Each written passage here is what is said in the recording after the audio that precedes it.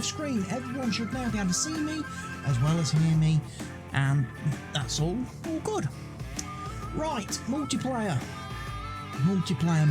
For people wanting to join the server. This is a quick how to join the server. Click on multiplayer on your main menu. Click on join game on your main menu. Create your character and then hit continue. Then select Germany as your multiplayer option of choice. And finally, if you type in CWA under game name and all your other settings are like this, I should appear right at the top. CWATTYESO, YouTube, Twitch, nitrado.net. That's the server. And you literally just click start. There's no password to join. All you need to do is have the mods installed and the DLCs, which you can get from my Discord. That's it. That's the only requirements. And then you're welcome to join and farm and do what you want. This time round, on this particular map, I'm not going to be telling people what to do all the time. They're welcome to do whatever they want to do when they're on the map. I have no preferences, priorities, anything like that. There is no goal, there is no end target for this particular map, this save. We're here purely. I also don't quite understand why every time I load in, it spawns me here on field 10 when the house and shop is all the way over here by field 32. Oh, synchronising data with other players. I'm guessing Mr. Helge's about then somewhere. I'm guessing Mr. Helge's probably about. I know he's trying to join tonight. I don't have my Discord chat enabled yet. I am going to log in as admin because I will need to do that. Enable Mr. Helge to have some permissions and things like that.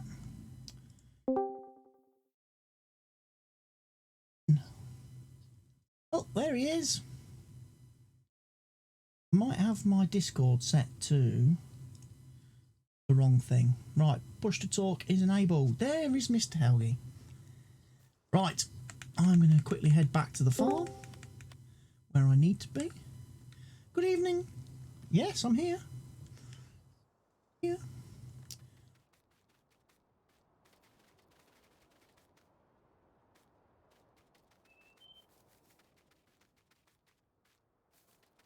Yeah. Right, so I finished ploughing this field last night. Woo! It's all good. I'm at the farm. Yeah, you're up near field 10. For whatever reason, whenever you load into this map, you start at field 10. Or, well, between 8, 9 and 10. But our farm, the actual main farm on the map, is over by field 32 and 42 and 33 and 41. Where it says grain on the map, that's where we're kind of located. I've got this field ploughed, so that's one good thing. I did get the 2 fields harvested last night in field 32 and whichever one it was. Have you joined the farm? You gotta join the farm, Helge. Yeah, so whenever you join a multiplayer server, remember to go into the farm management screen and actually join the farm. There we go. Right, let's give Mr. Helge some permissions. He's got some permissions to buy vehicles. He's going to have permissions to reset vehicles. He's going to have permission to hire workers. He's going to have permissions to manage contracts. He's going to have the permission to trade animals.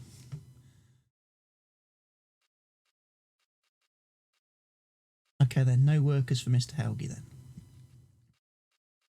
then. Buy placeables if he needs to. All well and good. Right. Now, there are some weird things I will point out quickly on the map which you'll notice when you start to cursor through the different screens. Like, you'll notice there's these like square patches on some of the fields. I'm showing this on stream, yes. So there's like these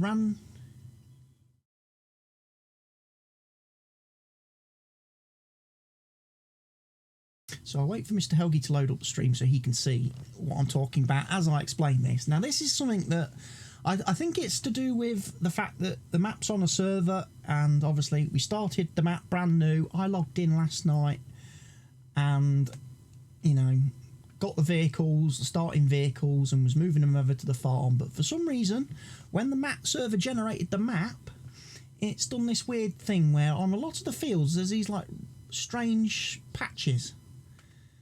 Like, for example, on field 31, apparently there's no crop there. And on growth, you can see that there's like weird bits.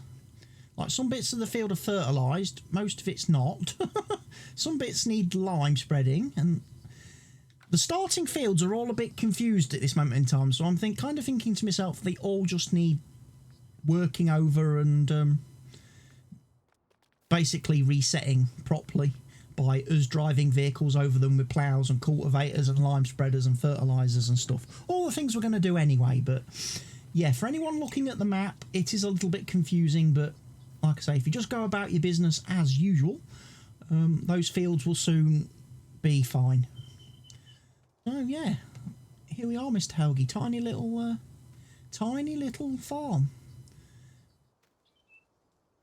Well, we've got one plough. We've only got one plough at the moment, so that does make life a little bit interesting.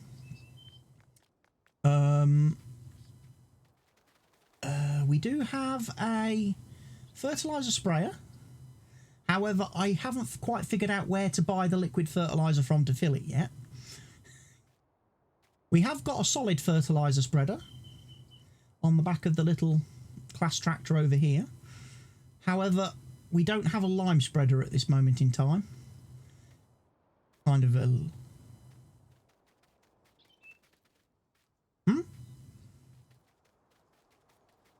That's a seeder. That's the planter. That's got seed in it, that has. That's got the seed in it and the planter bits on the back for this weird planter. All the seeders, by the way, the seeders and the planters don't have any fertiliser. They only do seeding. So when you use them, all they will do is put seed in the ground. They won't do any fertilising or anything like that, which is quite useful when we do contracts, because then we're not wasting money on fertiliser for other farmers that don't pay very much. But it does mean we're going to... yeah, we got... Those are two... Those are... one's a cultivator, one's a disc harrow, so basically cultivators. And then we've got our plough over here, the Lemkin, which is quite dirty because that's the one I used last night.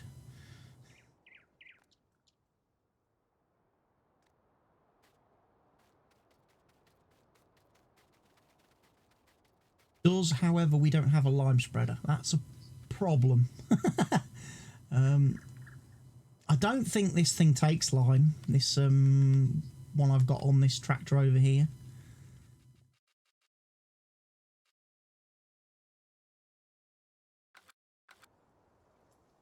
No, not according to my screen, it doesn't. The Axis 42 only takes fertiliser. And that's just a fertiliser spreader. Little dry fertiliser spreader. So, thinking to myself, you see, lime spreaders are quite expensive. Well, 31 grand for the cheapest lime spreader.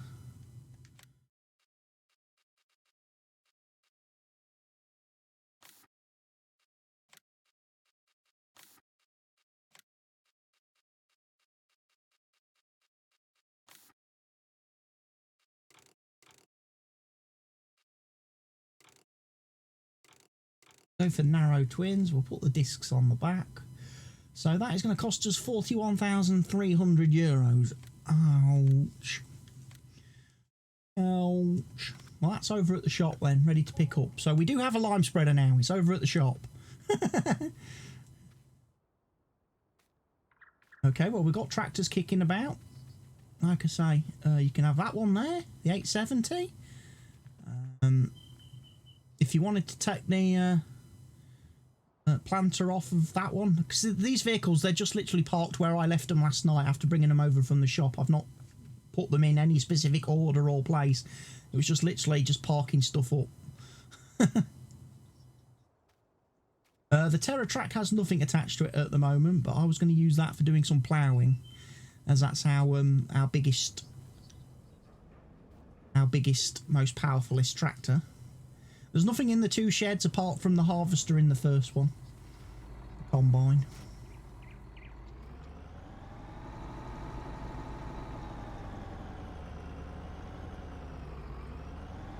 Want me to open the door for you? Bit over there. Now, I do believe when you come from the shop, with the fertilizer machine, which is there, if you go down to farm supplies, which is actually inside the biogas plant, that's where you can get your lime from to fill it. As I say, I haven't yet figured out where we buy liquid fertiliser from. That's the only thing. I did go to farm supplies, unless it's up there. R.K. Blair's farm supplier. That might be an idea. That might be an idea for me to run up there and see if I can fill this liquid fertiliser up.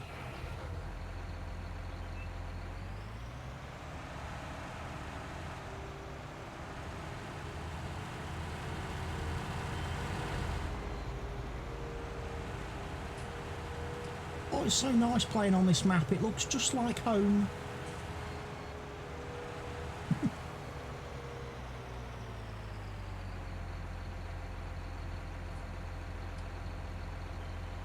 The map is very smooth. I think because it's a standard size map, it runs very, very well. No frame issues or anything like that. Much as left. We drive on the left in the UK. We drive on the correct side of the road. Oh. There we go.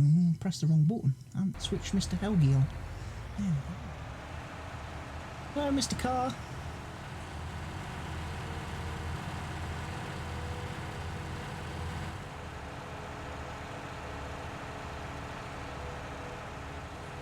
Ooh.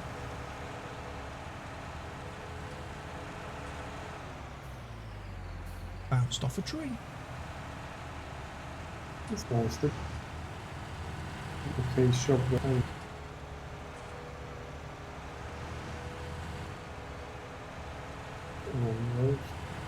Yeah, you missed all the fun last night of trying to get all the vehicles out of the shop and back to the farm.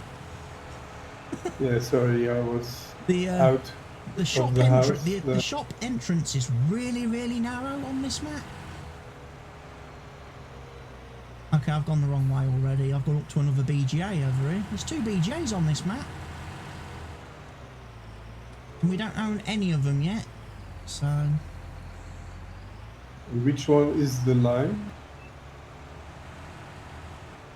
The place to get the lime is at the farm supplies, which is at the BGA at the bottom of the map. Okay. You pass it on your way back to the farm anyway. When you come from the shop with the machine on the back. Oh, that's why I can't go any faster, because there's a car in front of me.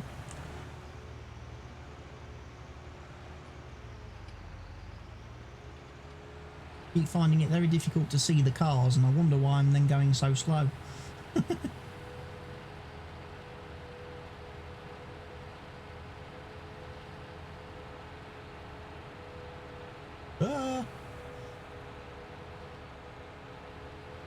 One of the things I've also discovered on this map, some of the hedges around some of the fields you can drive through. They're perfectly fine. But then there are others which act like walls and stop you. So It's a bit inconsistent, some of the hedges around some of the fields. Some you can just drive straight through as if they're invisible, and then others act like brick walls.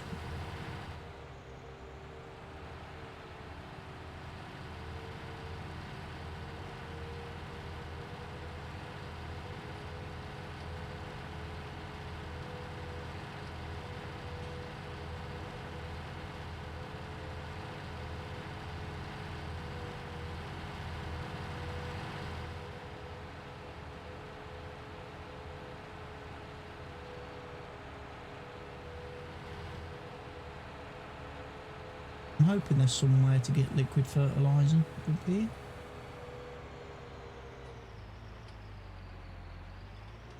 Otherwise it's down to the shop and buy pallets. They've got to take the diversion because they're doing roadworks. Yeah, set everything to miles and to pound. I've left it on euros and kilometres. Because if you set it to miles, the GPS thing goes really weird. Okay. Your tool widths and things like that are really, really weird and make no sense.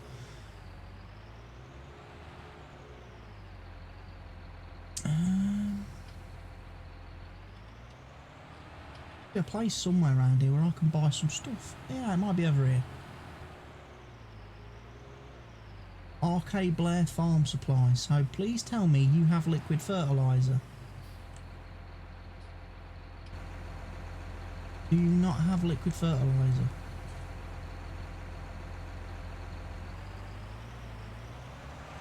On this map, why is there nowhere to buy fertiliser or herbicide then? Have you checked on the farms? You can buy seeds, fertiliser and lime from these places, but that's it. How am I today? I'm very well, thank you, Jacob. Just trying to figure out where to buy stuff on this map. I guess I'm coming to the shop then to basically buy a bunch of liquid fertiliser pallets and then fill up. Because there doesn't appear to be an actual refill point anywhere. There isn't one at the farm.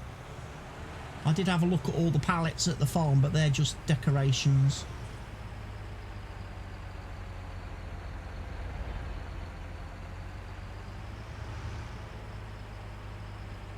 Okay, I can buy lime here. That is good. There's no pipe or something. It just fills.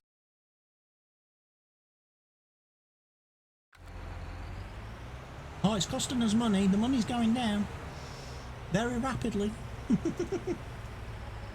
6,390 euros. It's expensive. Online. In the farm supplies, it says auction. There is a sell point here, a trigger. Actually.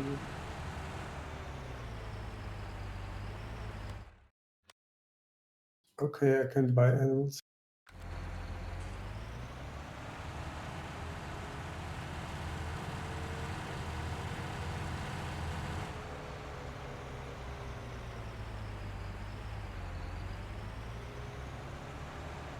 Maybe the sell point looks like a pallet of stuff.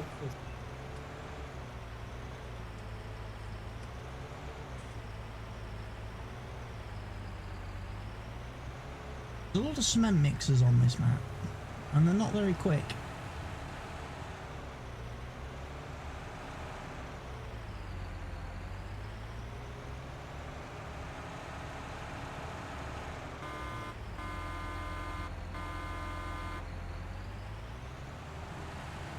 Come on, jabroni, get out of the way.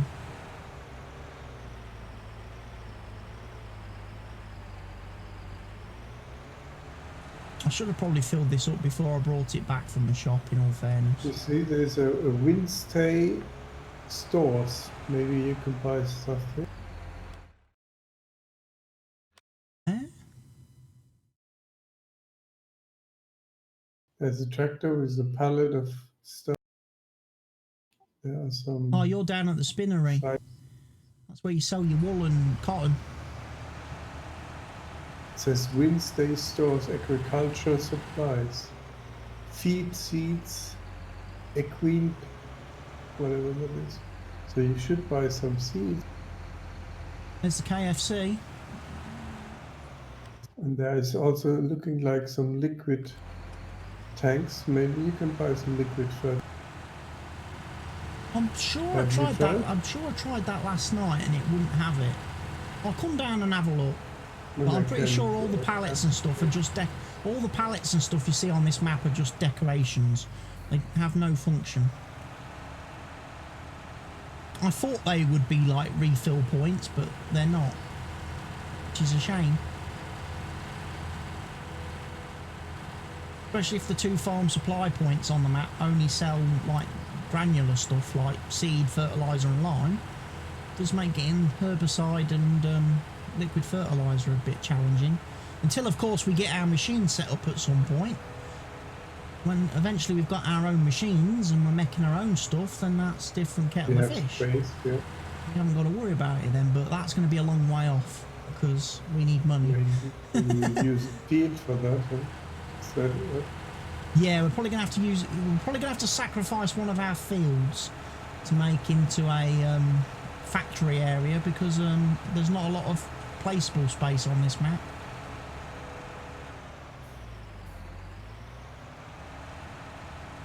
Or not a lot that I've come across yet. you bought some animal farm here? We own all we own all the animal areas on the map.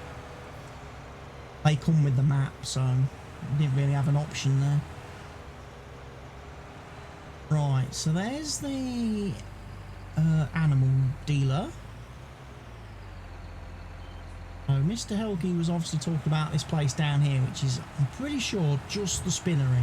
Despite the fact it's really confusing because it's got pallets of seed and fertiliser and everything parked outside of it.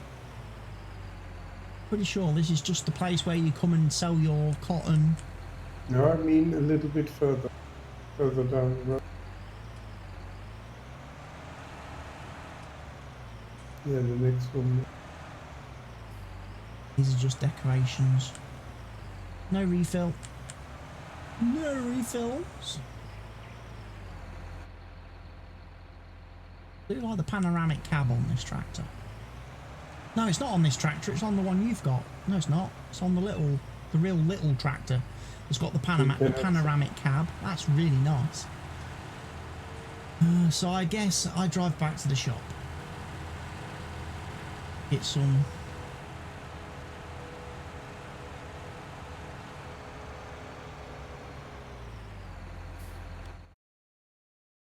Road do I go down? This one.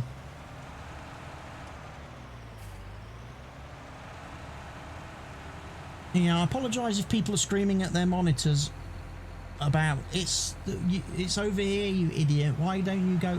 I don't have all the icons turned on my map, so it makes it difficult for me to see where things are, like the shop, the farm. So lime is going on field side.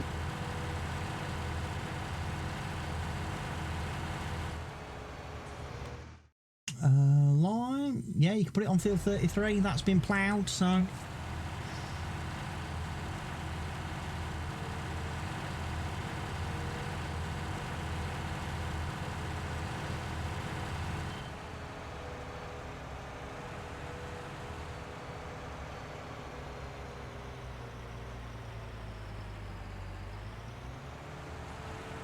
It's tucked around the corner here, look. There it is. I'm going to have to work out what my capacity is on this thing.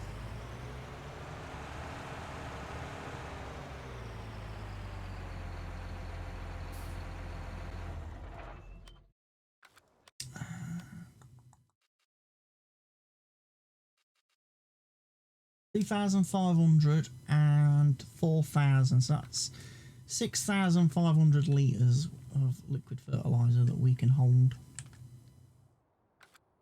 Buying. Where's the buying doodah?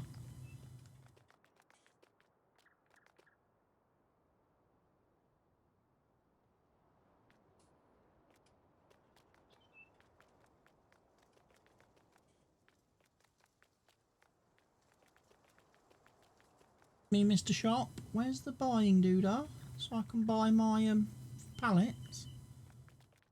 See a sales trigger, I don't see a buying trigger.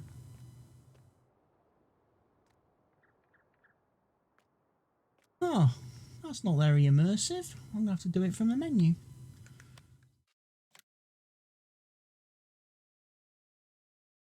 Do I see it wrong, or does 41 needs plowing? Because it looks like cultivating.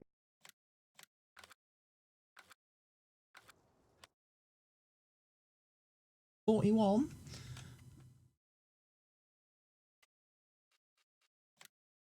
Yeah, Pretty next much to, every field needs lime spreading. On the map, look. The whole map needs lime spreading. Turn the fertilizer off. It's a bit more noticeable. It's weird. This is like one of the first maps I've ever played on where you load it up and everything is like, all the fields are all at the same state. Even the like AI ones, the computer farmers, all their fields are the same. Need lime, need ploughing. It's ever so weird. It doesn't matter where you start on the map, you're going to have the same to-do list. I think that's for the rear one now.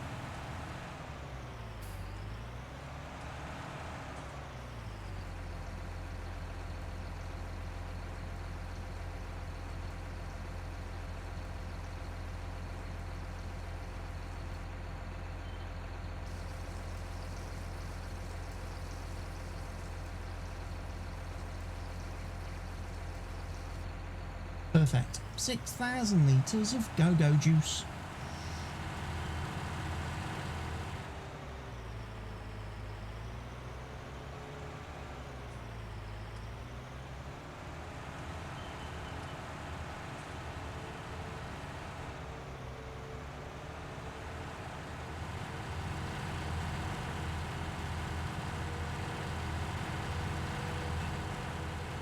These tractors sound good.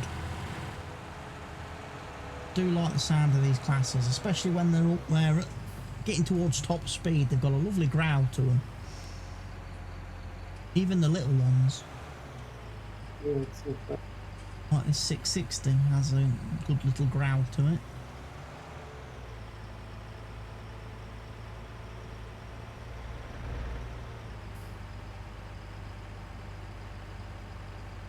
See, the Sunday drivers are out in force.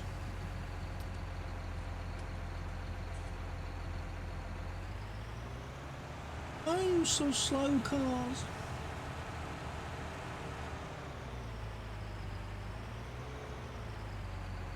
Yeah, we definitely ain't on county lines anymore. Better slow than that, like on car. The crazy they maniac push drivers you of over. county lines pushing you all over the place. Whereas these guys are just, you know... It's almost like the people on this map, when they're driving, they honestly don't care if they reach their destination. It's like, I don't mind if I'm late by a week. I'm not rushing.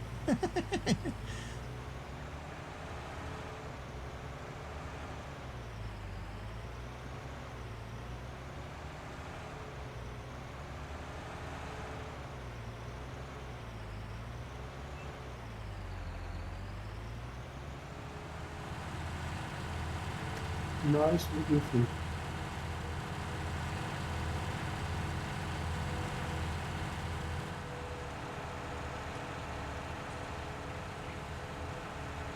And try for an overtake. Bit squirrely there. Westbound? Crashed.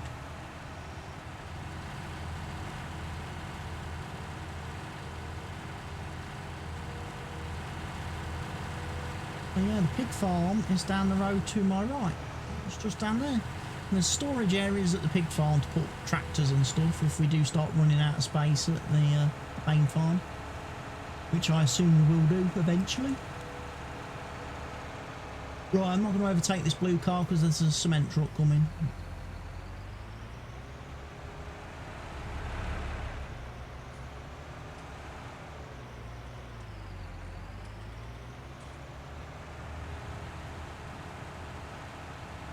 Bed and breakfast. Now open. With free Wi-Fi apparently.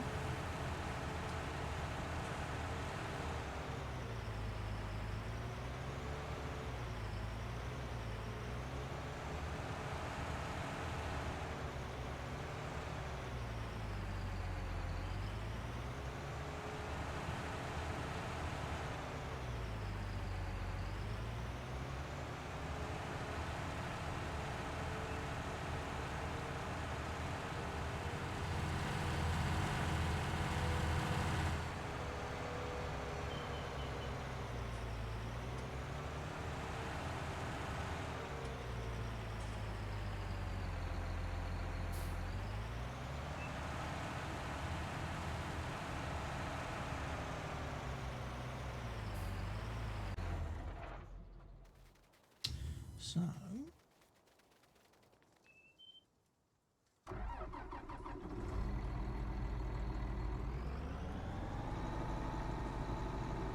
grab my plough.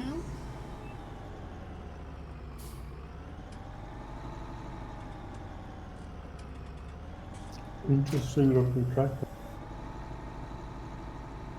This is an interesting looking tractor. I must admit the tracks on it do make it look weird.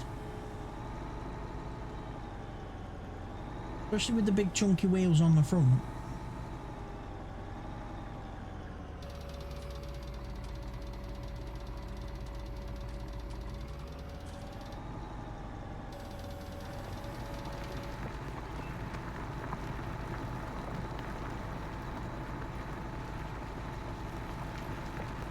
Should I continue liming on the other fields? Or?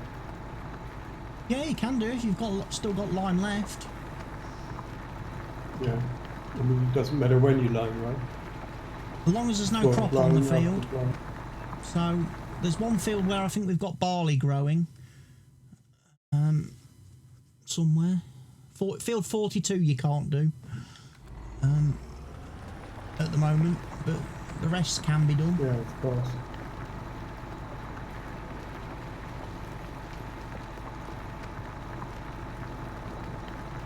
Yeah, 42 looks like they're ready to harvest already. Well, the big square patch in the middle's nowhere near harvesting. That looks like it's just been planted.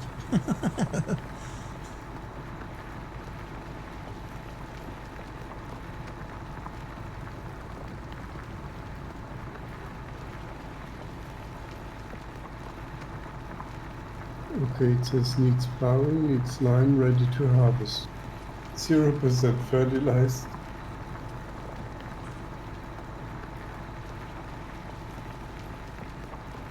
Yeah, but then it's not our field, so Sophie Dresner owns this field, according to miners. Huh? I'm on 60. Okay. Okay. With Yeah, orientation. we don't own field 60. Okay, this is still growing. Yeah, in the middle is a little, it's one stage,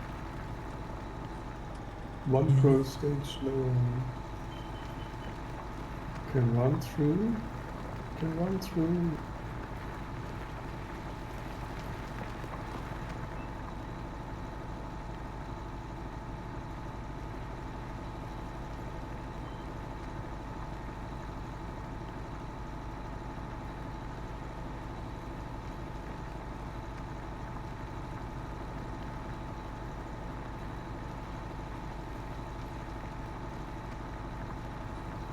And yes, I appreciate the plough should be turned the other way as I'm doing this strip, but I'm still technically doing headlands, so I'm okay.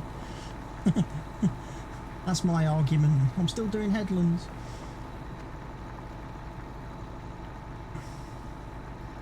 Does it matter where the plow is? Doesn't look like it.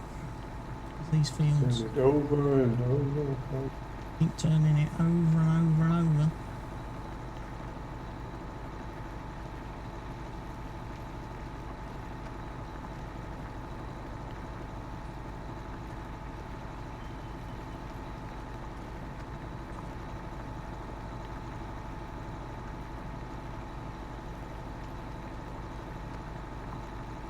All the cocaine spreading.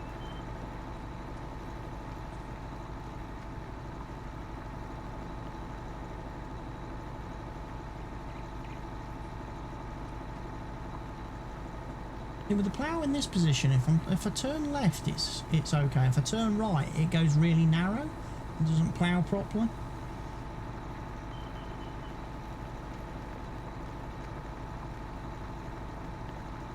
The way it's attached on the back of the tractor.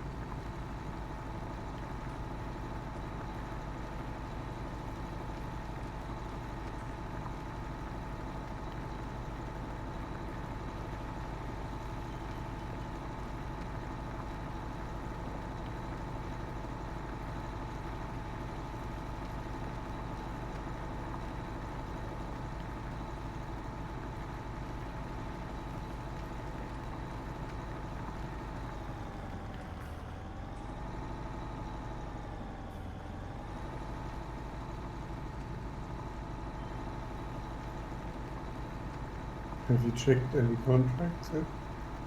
I had a look earlier. There was, or should I say, I had a look last night. There was a harvesting contract, there was a seeding contract, a fertilising contract, and I think a seeding contract. There was only 3 available.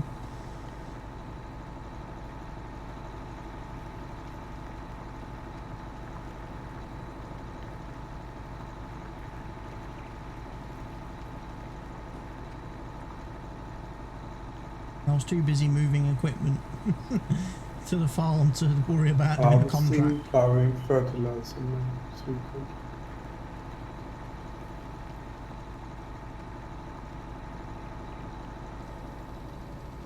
Not very much appealing. Only the first day. I'm sure that'll get rapidly more populated as we go on. Well, 6,000, 7,000 for fertilizer. You need also fertilizer.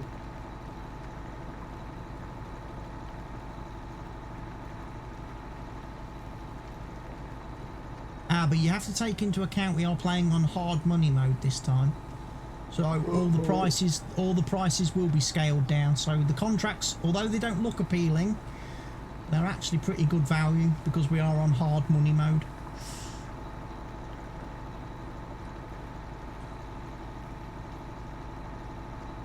It kind of stops us making like £1 million in a week. That's good. And completing the game in a couple of days and then having to change maps again.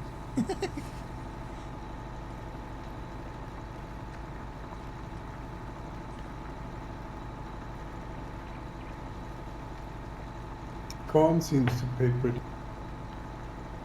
Yeah, corn's pretty good. Soybeans is always good. I think liquid fertiliser's pretty good if we ever get into that avenue later on down the road. For once, liquid fertiliser seems to be worth more than normal fertiliser, which makes sense, seeing as you've got to do extra processes to it. You have other symbols now.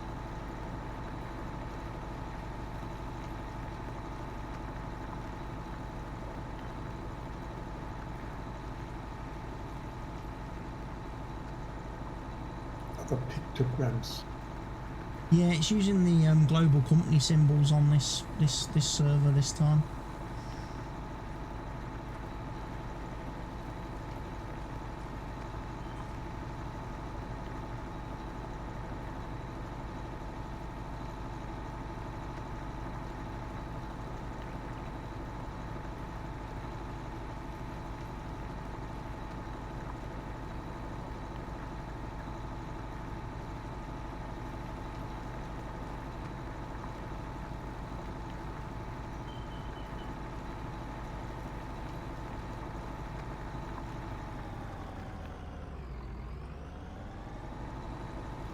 Always that little bit.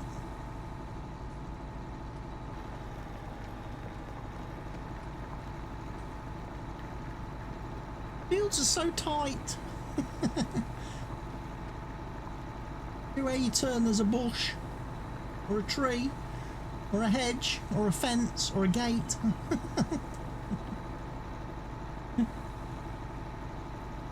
Lots of beating around the bush.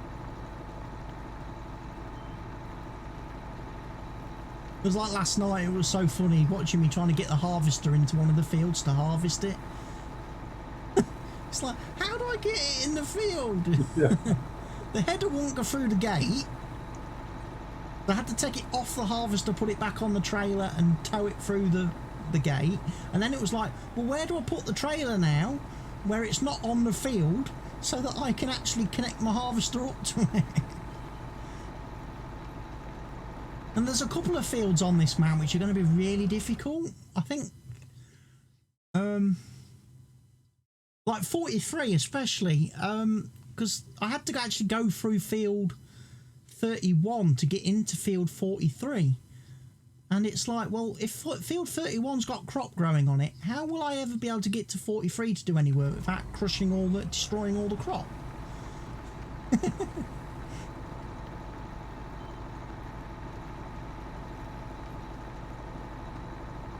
But 43 you can go through 42 and I'm on just going through the head.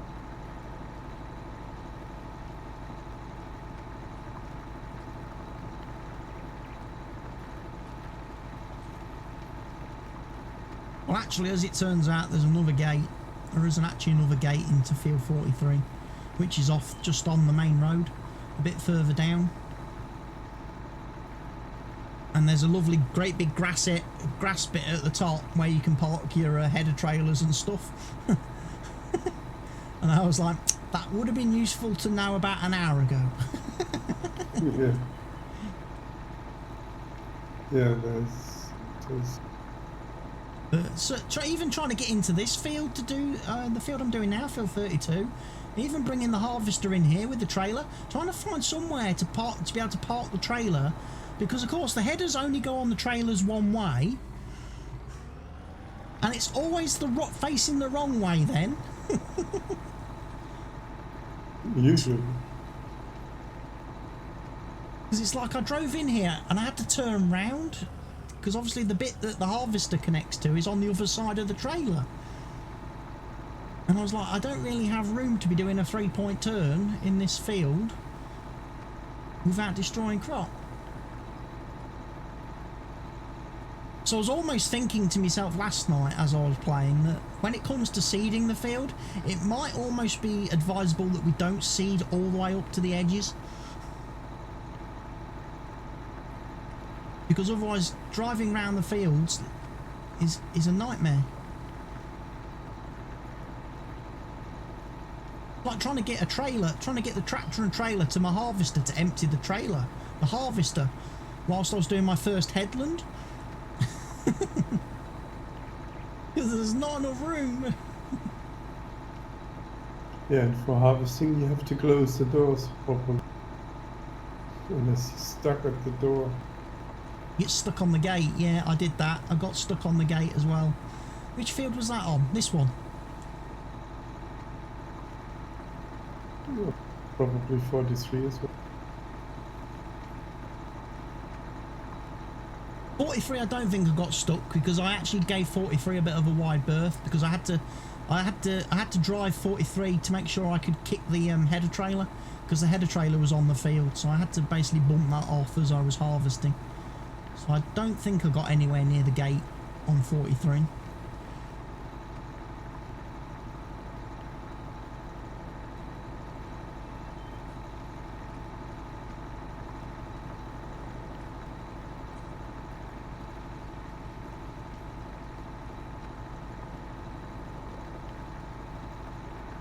Also, the combine that we've got on the header trailer for it is a bit weird. If it's not sat on completely flat and level ground, you can't connect the harvester to it. because it hits the back of the harvester, because it's got this weird funny bent gooseneck type thing on it. I don't know why they would do that on the header trailer. I would have thought they would have just kept it flat.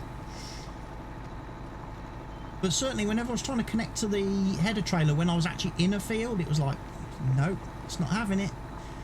Every time I reversed up to it, all I was doing was pushing it up further up the field.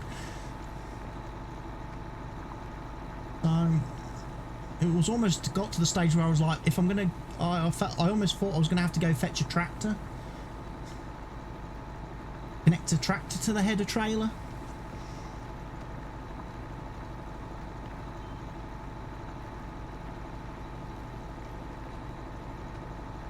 I mean, maybe that's what they do in real life. Maybe in real life people use tractors to pull their header trailers. They don't use the combines. But probably sitting in the tractor driving is much faster. It seems much faster.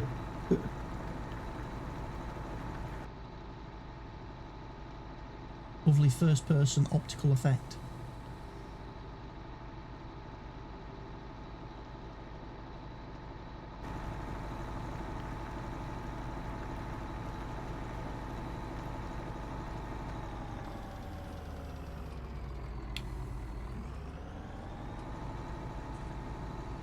The trees are in the way.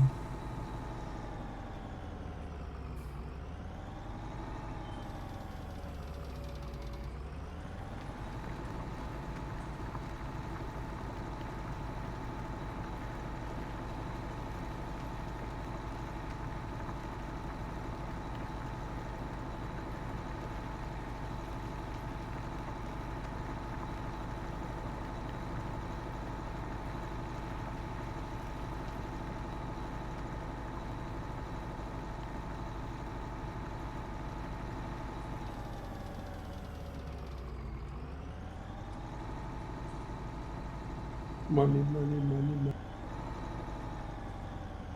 My God, someone's spending all our money. It's that Helge bloke. You get no interest rates. You have to just get rid of. We don't earn any interest on our bank balance. That's quite... Yeah, that's a strange thing, isn't it, really, that we don't get interest on positive bank balance. Yet if we have a bank loan, we have to pay interest on that. Don't we? Actually, if you... Well, the brakes are a little weak. If you have a company and you have money on the bank, you probably pay for that. You pay interest for having money on the bank.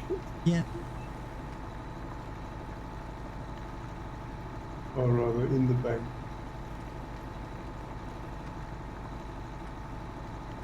Yeah, it's good that you've already noticed that the brakes are a little weak on these Class tractors. That is very much the case across the whole Class brand, that the brakes are quite poor. Stopping Yeah, is probably just in the game. Stopping is a bit of an issue if you need to do it in an emergency. Like if you're about to crash into a car or something, then too late, you've already crashed.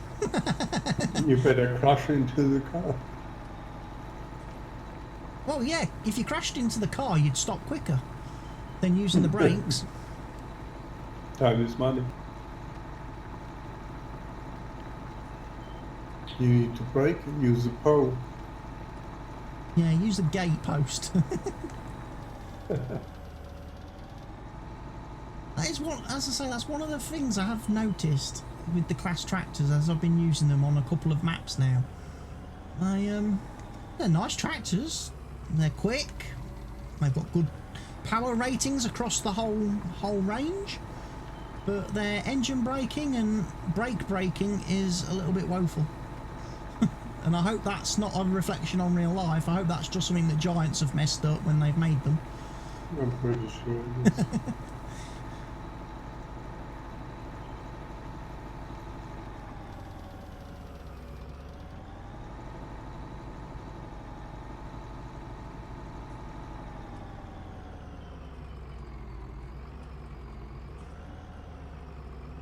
Although, to be fair, it probably is a little bit like real life, because I was watching Millennial Farmer one day when he was teaching his wife how to drive a tractor when he was doing some ploughing. And she says, oh, if I want to stop, I just press the brake, don't I? And he says, no. No, if you press the brake, you won't stop. He says, you won't stop. He says, no one ever stops a tractor. He says, no one ever stops a tractor by pressing the brake. He says, a brake will not stop the tractor. He says, if you want to stop the tractor, he says, stamp on the clutch. He says, because with the plough in the ground behind us, he says, that will stop us. He says, but be careful. He says, because if you do that right now, he says, you'll go through the windscreen.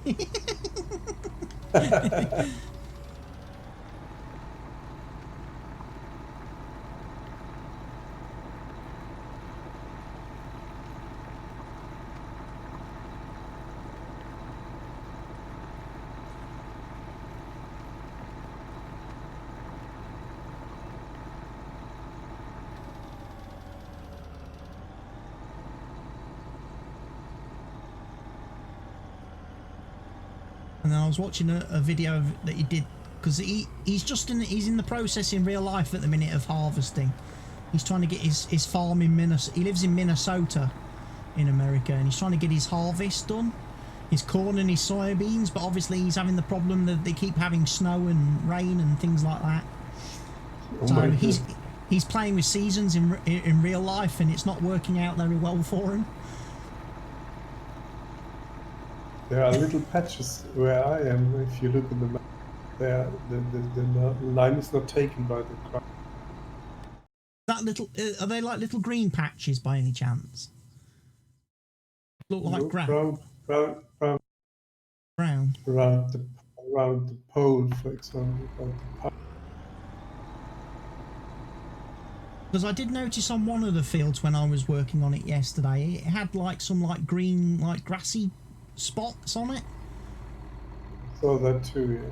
So I think when I was ploughing it, I just did the crate fields on and got rid of them, because I thought, well, it's no good having little spots on my field that I can't do out with.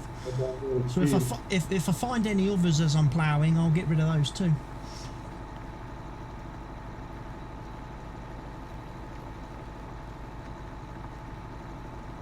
But yeah, in this video I was watching the other night, Millennium Farm, he was trying to teach his wife how to drive a grain cart to unload a combine harvester. Yeah, okay. And again, he's like, okay, the first rule, he says, of driving a grain cart is that it's always going to be your fault.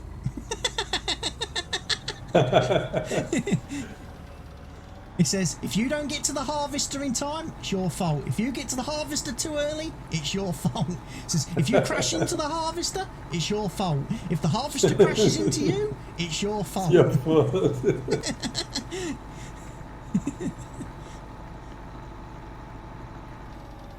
He says, if you rip the auger off the combine, it's your fault. He says, if you rip the auger off the grain cart, he says, it's your fault.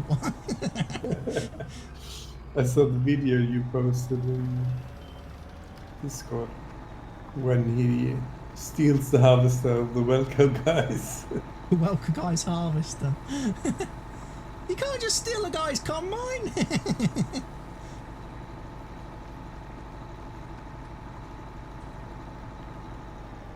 One of the bits I always laugh at is when he's harvesting.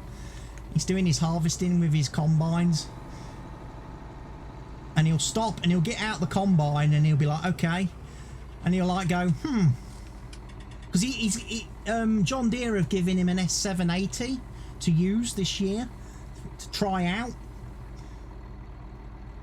But unlike his harvesters have like dual wheels.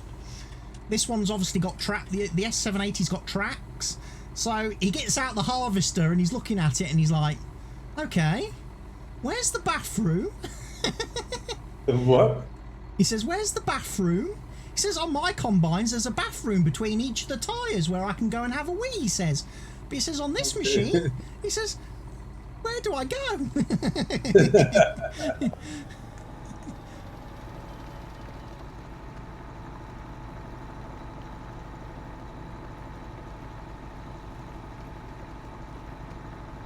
definitely be on the lookout for bowling balls in your fields. If you find any stray bowling balls. Unbelievable. Bowling ball cannon. That was brilliant. Crazy guy. Brilliant that was. It launched it I miles. didn't saw the ball. I didn't see the ball. No way. It's like it's no wonder when they're harvesting they find random bowling balls in their fields if they're launching them with a cannon. So good for the harvesters, I guess, or for any. Harvesters keep running into them. Hello, on the other field, the guy. Yeah. Yeah, here I am.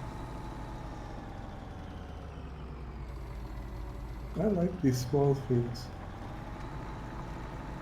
I do. I feel you're kept busier. You're kept more active on small fields because you're always having to turn round and change and steer and change direction. On large fields, it gets a bit boring just going up and down and up and down. What are you using GPS here?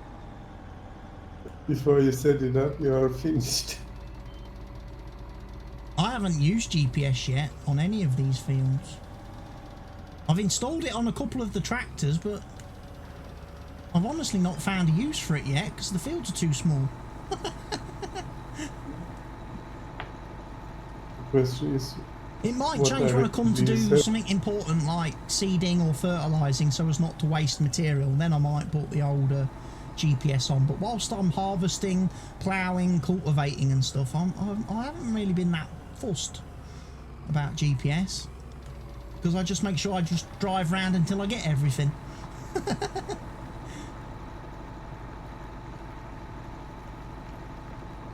yeah, once you do liquid fertilizer on a half-grown field, where you can't see what you have done. Except that I keep missing bits. I don't like that.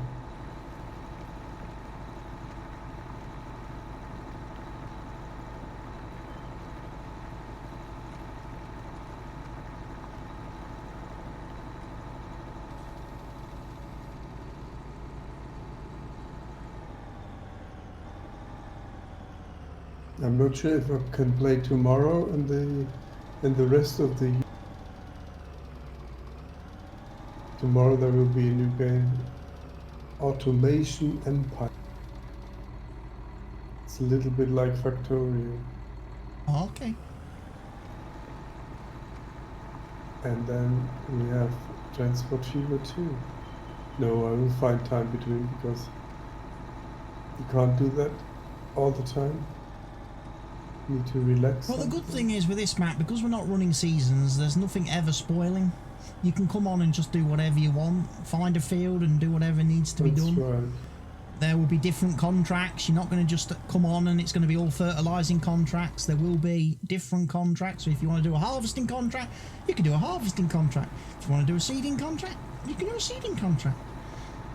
So, you know, there's no, like I say, there's no rush on this map to do anything. I just want people to log on and have fun. Play when they can. Do what they want when they log in. Is there a reason why you used Germany? I just thought I'd try Germany to see if it made the lag a bit different. Okay. Hosting the server on a location that's a little bit closer to both you and me, see whether that cut out some of the lag issues you were having. So they have a server dedicated for that, or? Yeah, they have different ones. Yeah, okay. Yeah, I think they have two. They have two server farms in Germany. Then they have continental Europe, which I'm guessing is probably a bit further west. And then they have international, which covers the whole world, and that I think is the one that gets a bit laggy. Which is the one we've been on for the last two maps. We've always been on the international server. Which is great if you've got people from all over the world playing, but it can make it a little bit iffy for some people in some places. But then again, I still think you drop your internet box far too many times. Yeah.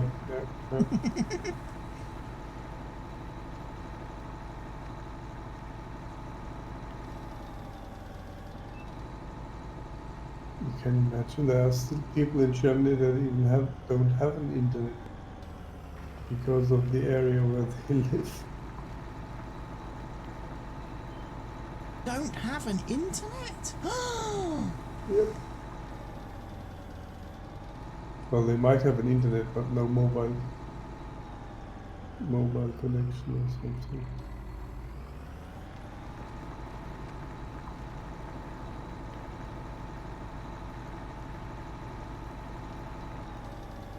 Yeah, but there are definitely areas where they don't have an internet. The moon. If you get good internet on the moon. I mean, now we're getting wireless in the train for free.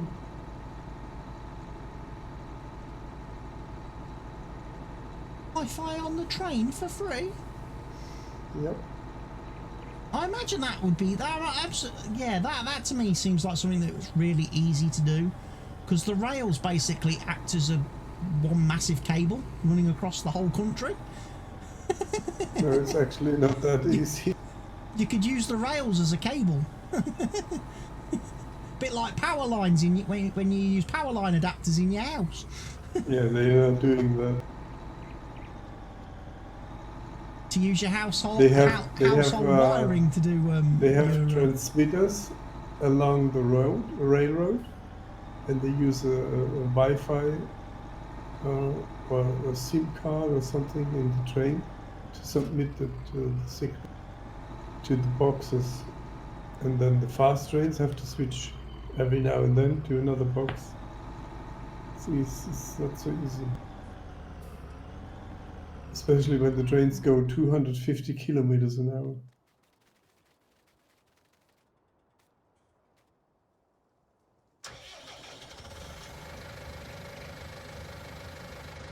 They can't build. Oh, you scumbag game. What did you do?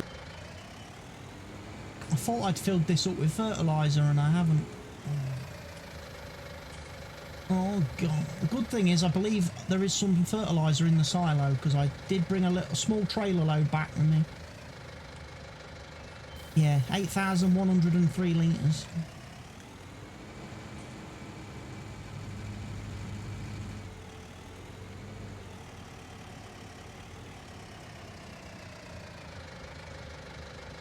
Right, so...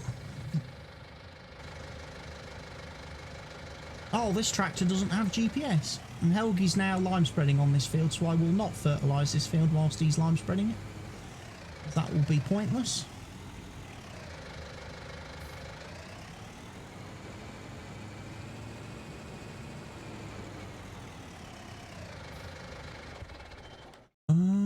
Field 42. What is the soil composition like on? Because Field 42's got our barley crop on it, hasn't it? Some of it needs fertilising, as does Field 31 by the looks of it. Could go and spray that, I suppose. Right, Field 42. I believe the gate for that is just off the main road.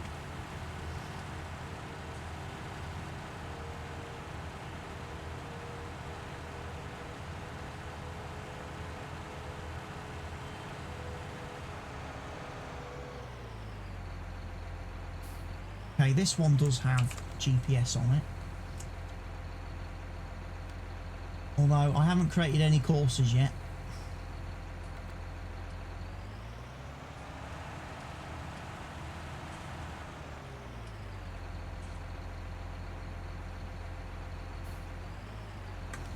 Maybe we can do...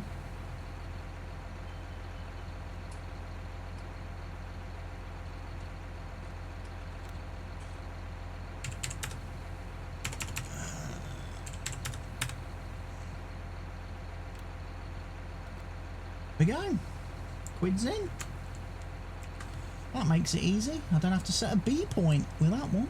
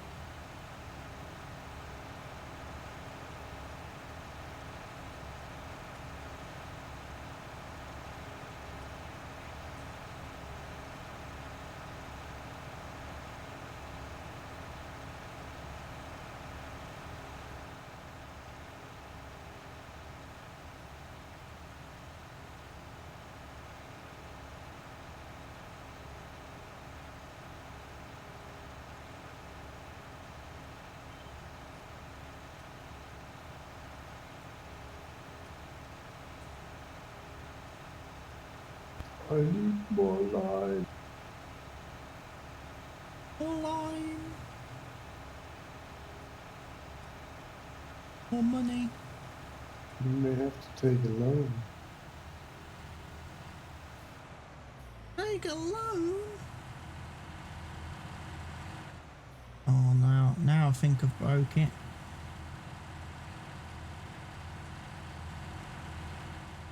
Freya stuck in the fence.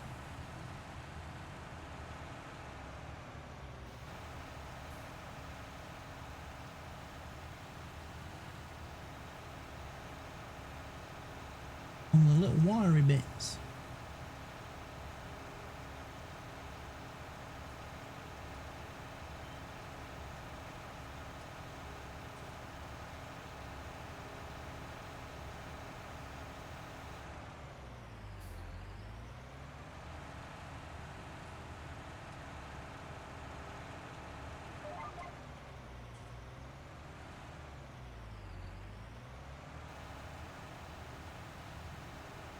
Fertiliser even it is registering. Good.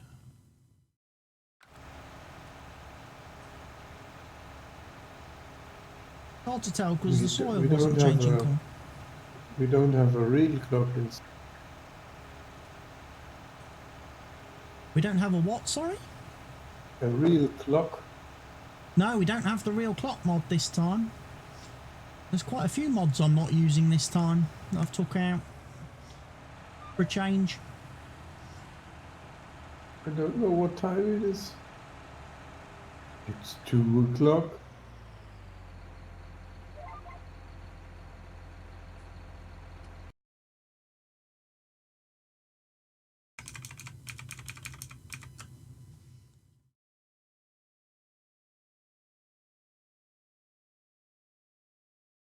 It's 8:30. It feels like 10 o'clock.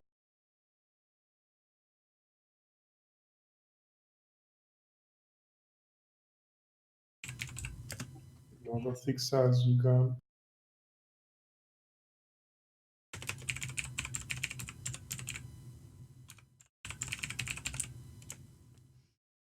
I'm not logged. For some reason, none of my programs are logged in. Weird.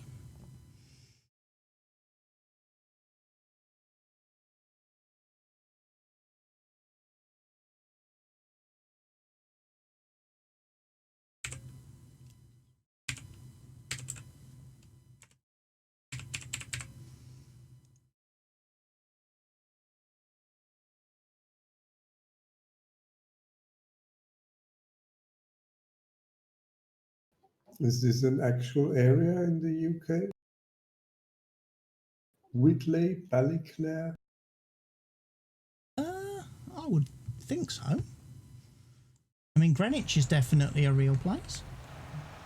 That's where we tell the time.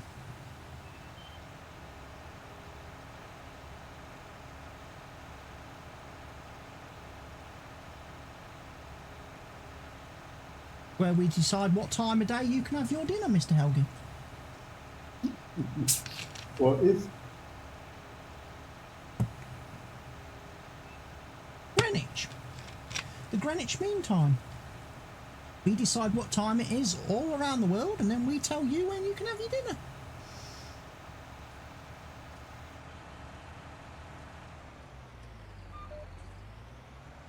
Do you have a flock in the ground at this place? We have an atomic clock, a massive atomic clock in Greenwich. With a pendulum that goes tick, tack, tick.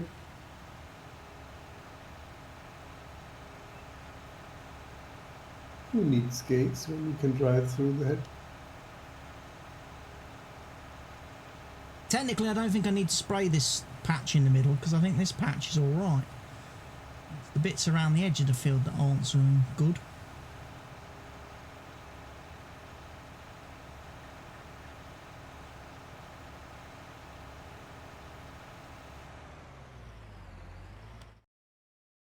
Yeah, I could probably turn off the spray when I'm doing the big square patch.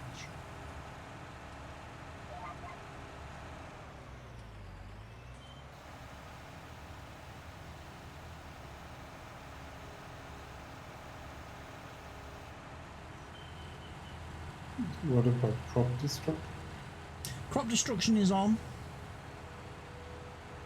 But when you drive through the field, you have skinny tires. I've got skinny tyres on this thing. And on the So I other... can't do line spreading on this field, right? No, you can't do line spreading on this field. And you can't line spread the field whilst there's crop on it, because you'll kill the crop. Really? Well, that would be really nice.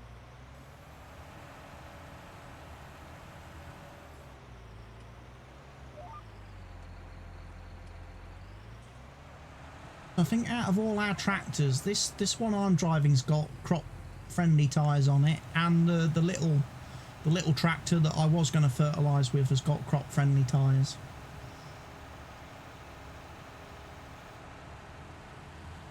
Those are the only ones I think that are crop friendly at this moment in time. Tyres on your lime spreader are crop friendly, so if you decide to ever do fertilising with it, you won't destroy crops.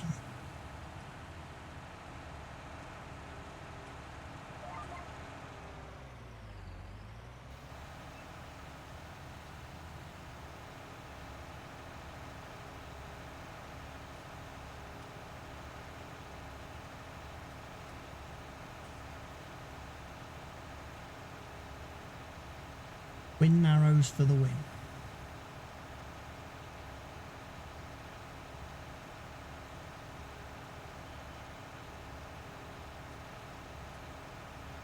So GPS, you have not recorded anything, right? No, I've not recorded any courses.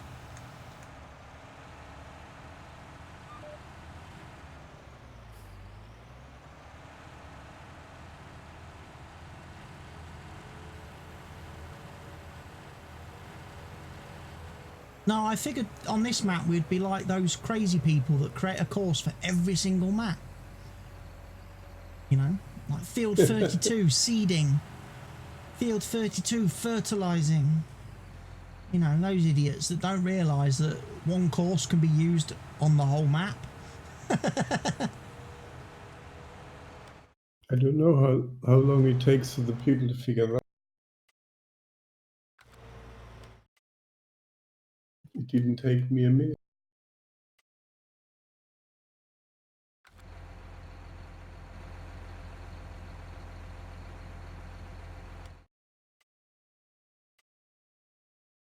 Okay, we don't have any other fields growing at the minute. The shape of the fields really makes it really difficult to use GPS.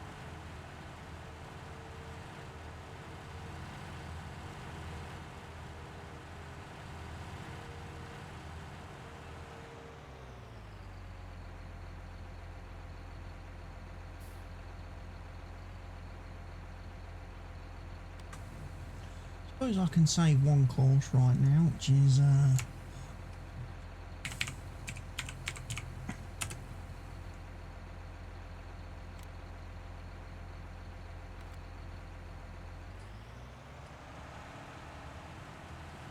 Just save one that is called north and one is called west or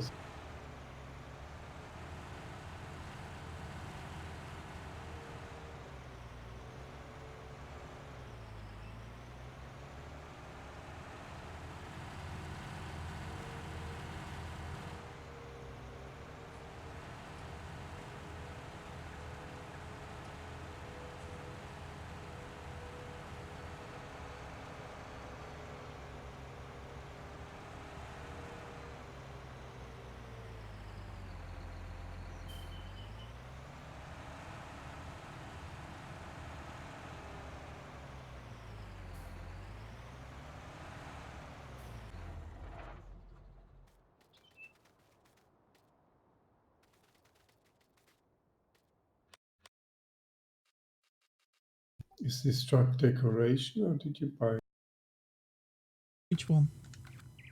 the yellow truck? One over here. This is our truck. It's our Renault. Our Renault T-Range. Our flat deck. Yeah. It's very useful for transporting stuff from the shop to the farm. And for transporting pallets. So like in the future when we have like wool and eggs and stuff to sell, we can put it on here.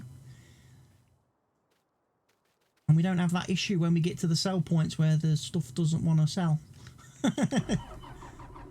Looks to me a little big for this map.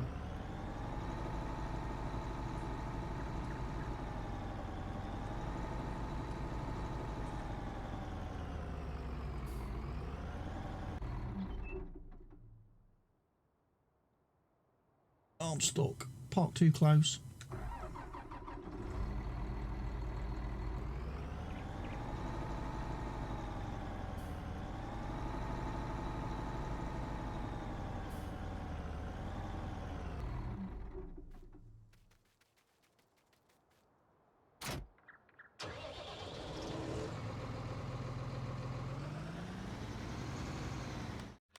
Power rating is my...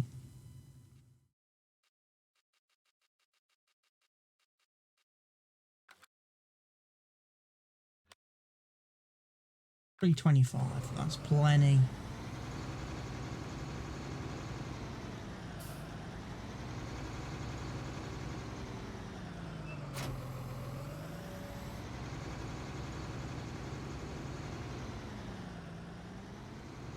No GPS on the 870.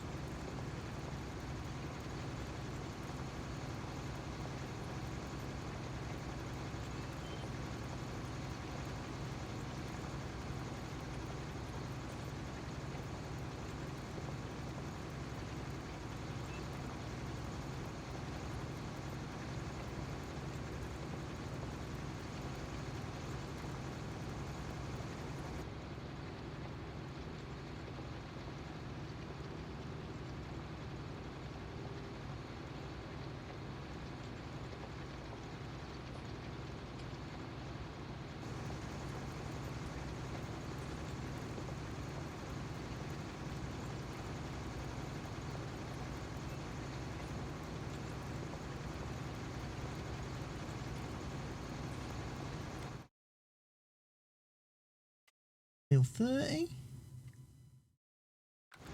So field 34. Field 34 is a grass field. And I can fertilize it? Lime? Yeah, you can do. I don't think it has any impact on grass.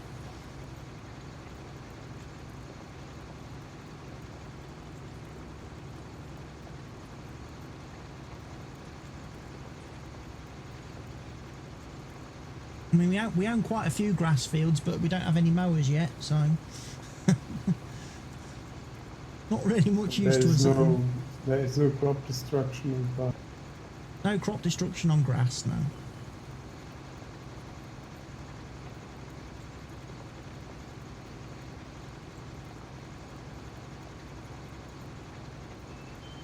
But then he doesn't recognize lime spray. It's useless.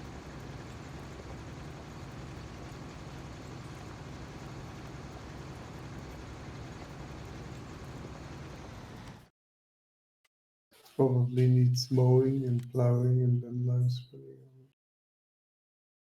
I think it probably needs mowing.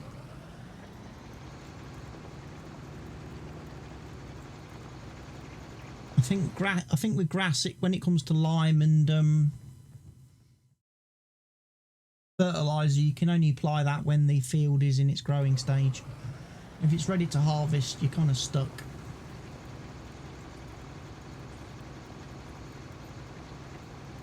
But hey, that's all the fields limed so far that we can lime. No, I'm stuck.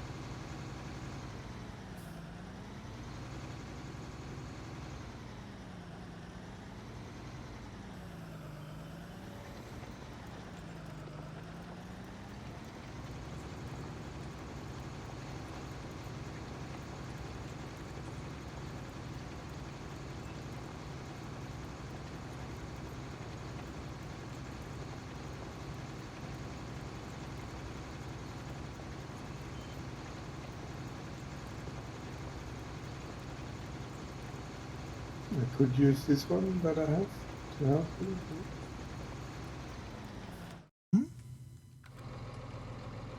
Can I use the one that I have? The disc Yeah, that's arrow? yeah, that'll cultivate.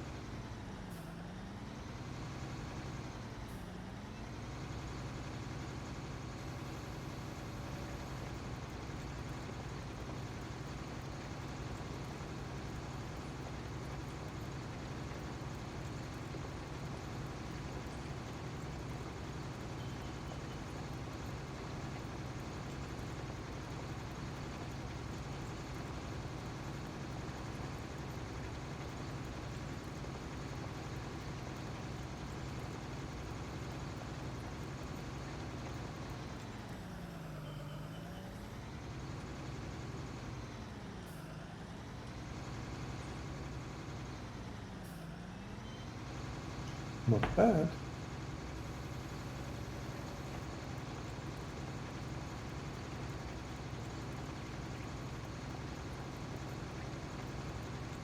Oh, someone's crashed into the fence.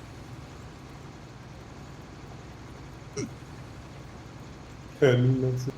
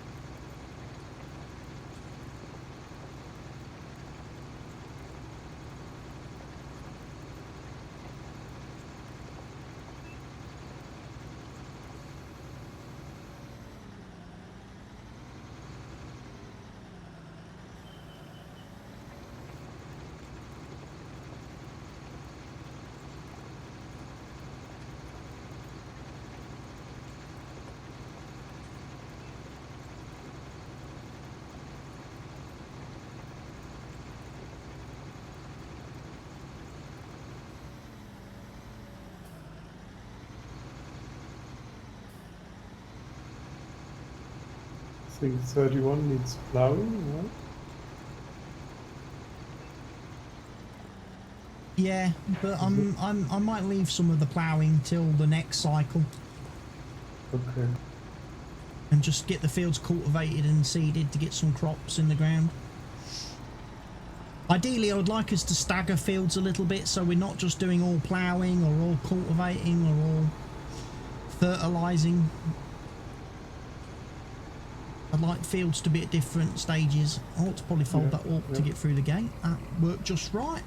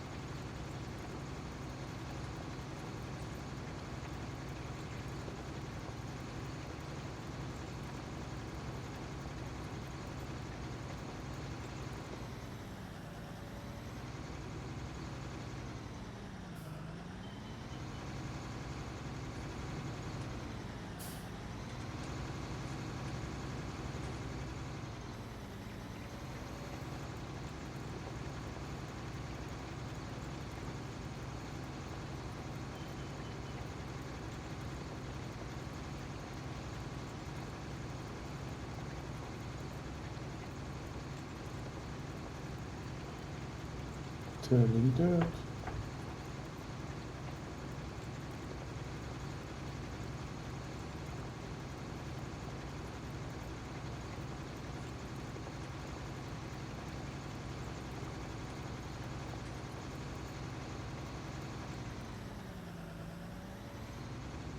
How are you doing for fuel, Mr. Helge? You've been using that tractor all night, haven't you? 3/4 full. Okay. Just use the quarter.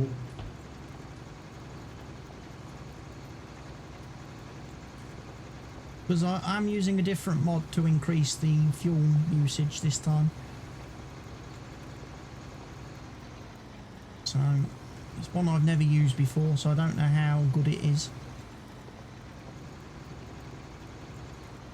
But last night after harvesting 2 fields I had to refill the harvester, so it seems to be quite thirsty. It depends on the power of the machine.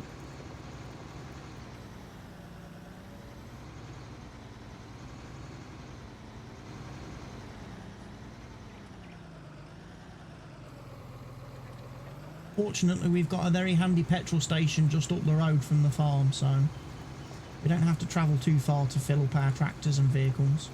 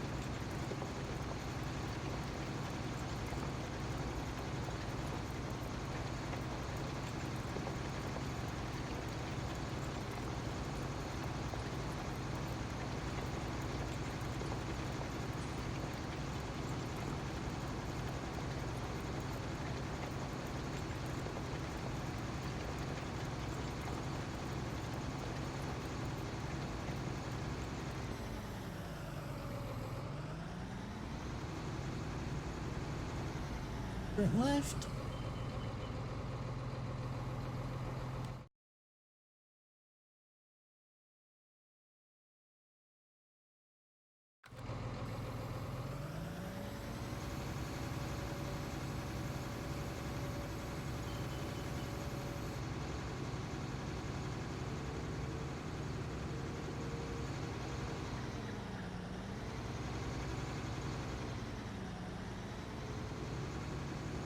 You start seeding now?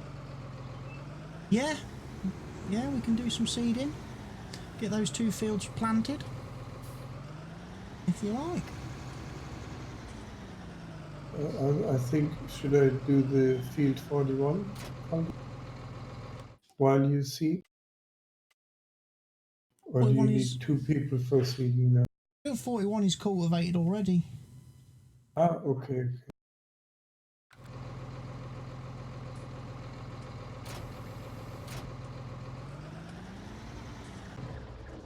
Now, as far as it goes with seeding, see, we've got 2 different types of machines. We've got a seeder and a planter, and I think they do different crops. The seeder will do wheat, barley, oats, canola, soybeans, oilseed, radish, and grass. And the planter will do corn, sunflower, soybeans, sugar beets, cotton, potatoes, poplar, and sugarcane. So the only crop they have in common is they both do soybeans. And do soybeans. We Soybeans, can do then. 1 field together. Okay, pick your poison, whichever machine you want. I'm not sure if the tractor is strong enough. Have you got the 960?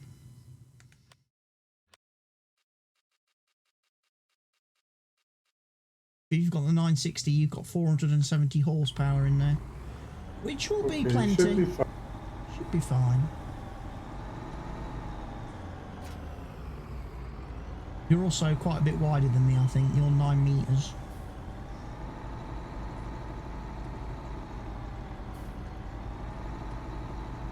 What did you say, soybeans? Yeah, that's the only crop that both of these machines can plant together.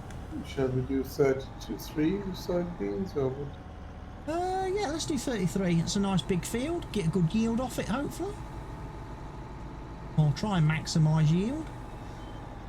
Soybeans always tends to give you a little bit less, doesn't it, than other crops.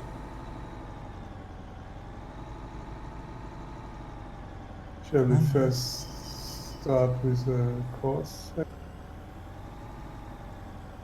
Yeah, I think I'm going to do the use the course I set up, the north-south.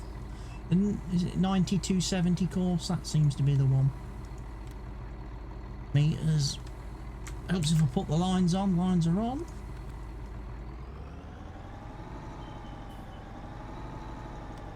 Why did that not work?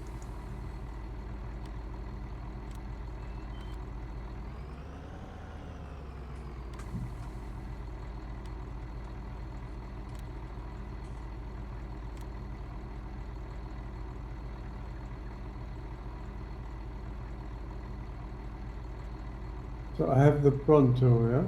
The Yeah. horse. I only have one course. I can't actually load.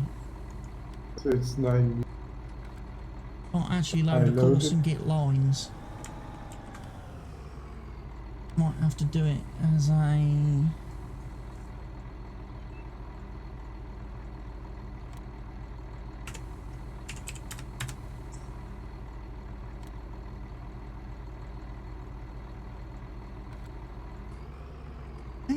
I will adjust the course, which is fine, right? We are not matching.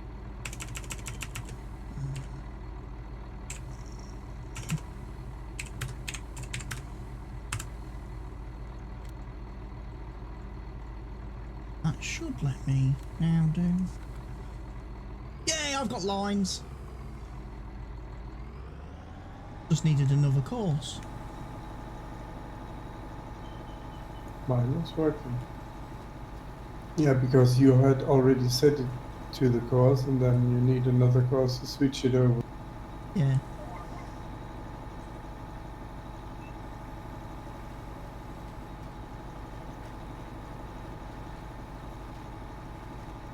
Oh, seeding our first crop on the map. Doo, doo, doo, doo, doo. Exciting! Feels good with this tractor. Easy peasy. This one's not quite so good, look. It looks like the Yeah. wheels hit the tracks on this one. Looks like the seeder's a little bit too close. Yeah, I think this is probably designed for a smaller machine. I do a headland over here.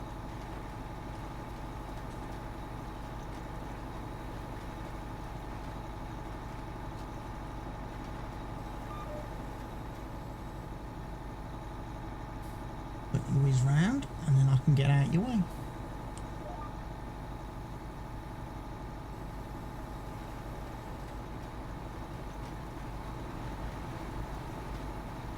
For me with my tiny little planter planting away. You've got your Pronto has way more seed than me, by the way, just for your information. I think you have about 5,000 litres, don't you? Yeah, that's right. I only have like 2,700. So I hope the fields are quite small because I can't get very far.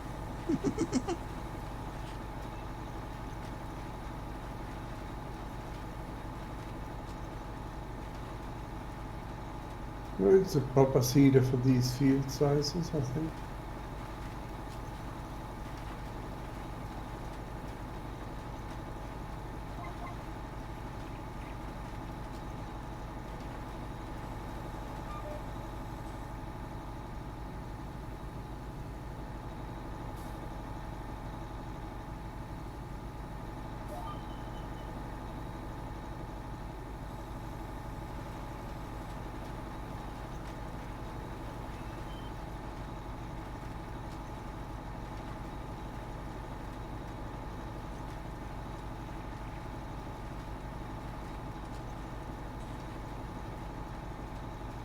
Normally after seeding you would do a headland after the lines, right?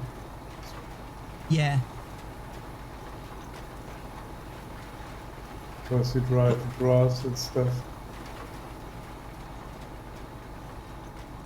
But I think with a lot of these fields, with the shapes they are, it's almost easier to do the headland first. To give yourself some room to actually turn around when you're doing your rows. Yeah, for that particular reason. Or you have to leave some space at the end and do the headlands after. And with this game I don't bother do the headlands when I want to. Headlands or end rows? Different terminology. Depending on where you are in the world. Some people call them end rows, apparently. Foot rows. They call them end rows. I think in this country, in the UK, we call them headlands. I know in other parts of the world they call them headlands, but then apparently there are places where they call it end rows. Before that game, I never heard of the term anyway. I'm not a farmer.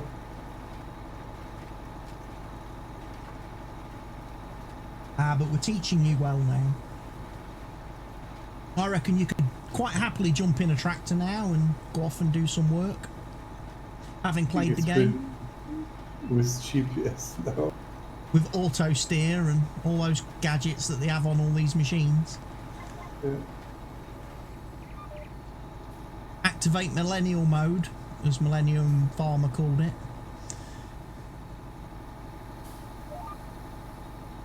Where the harvester he was driving automatically adjusts everything based on what the crop is going into it, whether it needs to go, the harvester needs to go faster or slower, whether it needs to change how long it's doing its sorting and sieving process before chucking stuff out the back. It's all very high-tech, clever stuff. Definitely. Safe seed, safe fertilizer.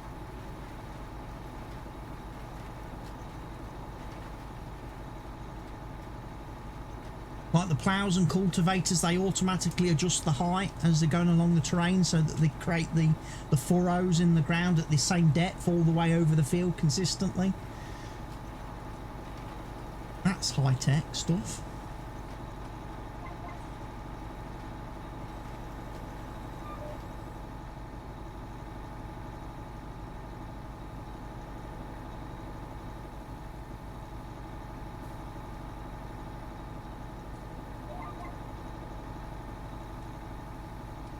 But every farm also needs a leg arms, I think.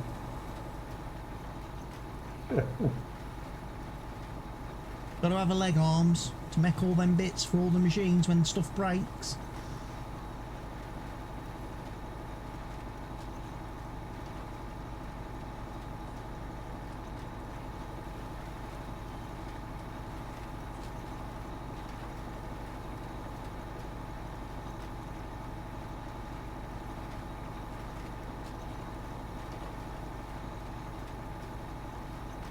I was watching one of the Welcome Farms videos recently where their wheel loader broke. One of the hydraulic pumps on it exploded. Yeah, they produce high. So they're gonna have to get that fixed. One of the pumps literally just blew apart. The casing and everything, so Leg Arms is now on the task of trying to find parts so he can make a replacement. Because like they say, without the wheel loader they're snookered because they can't shovel their grain from inside their grain stores to put into trailers to take off and sell. Oh my.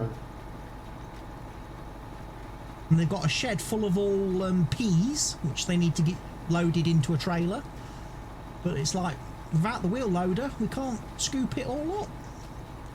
The little skid steer would take forever to do it.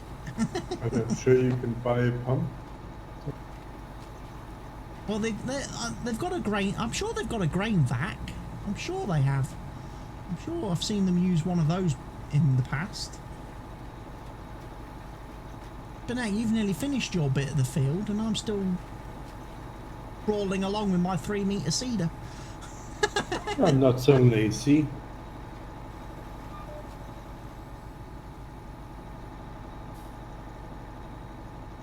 I've gone for all the small equipment and it's like, yes, even though these fields are small, it's still going to take a while to do some of these jobs. Yeah.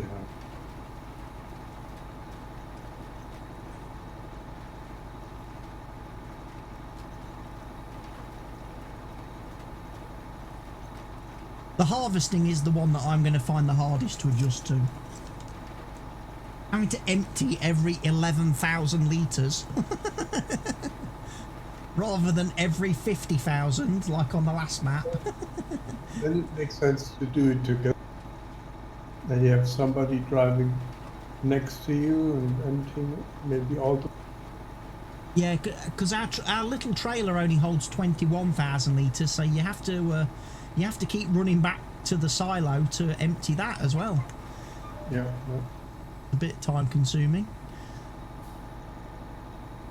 Yeah, it's a busy time for two people.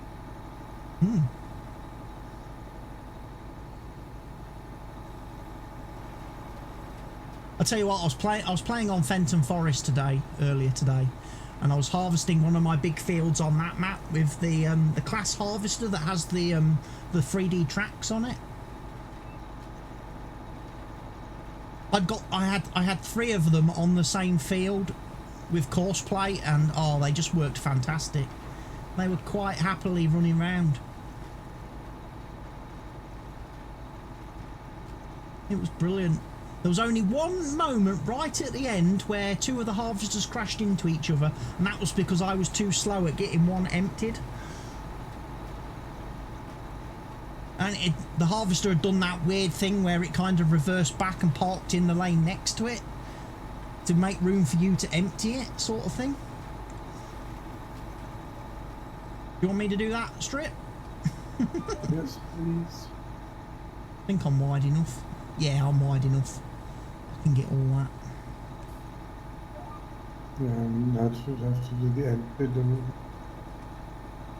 Might just shift it over a bit just to make sure.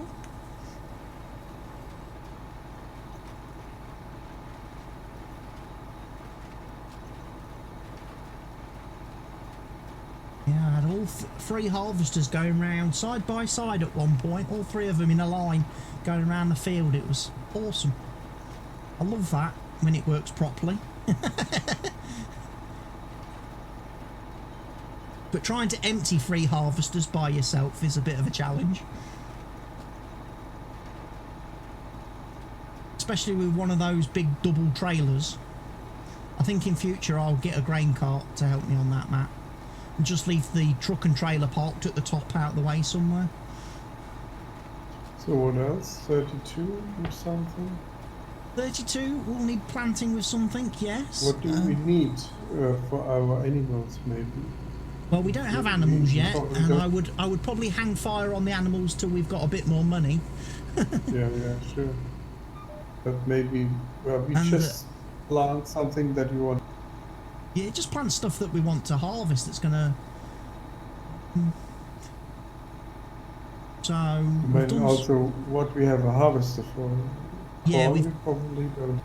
We don't. Yeah, we haven't got a header for corn or sunflowers at the moment. So shall we continue with soybeans then? I mean, it makes.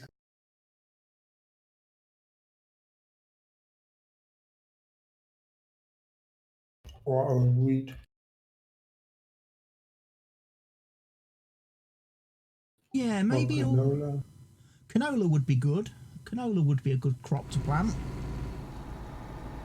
Because that always tends to hold its value quite well. If you want to plant canola on field 32, you are welcome to do that.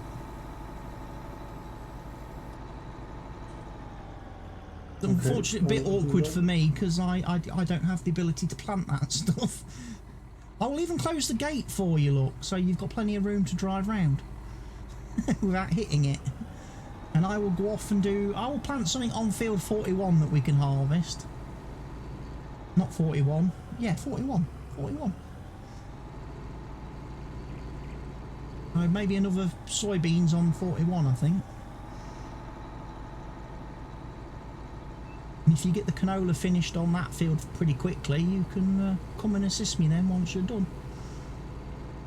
Because it's going to take me a lot longer. Oh, there's the brakes failing on me again. Sorry, car. I did try to stop. I did. But, you know, these dodgy brakes on these class vehicles.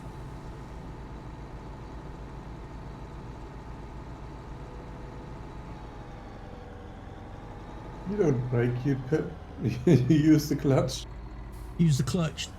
It's not really going to help though, because we haven't got anything in the ground. Behind me, pulling away.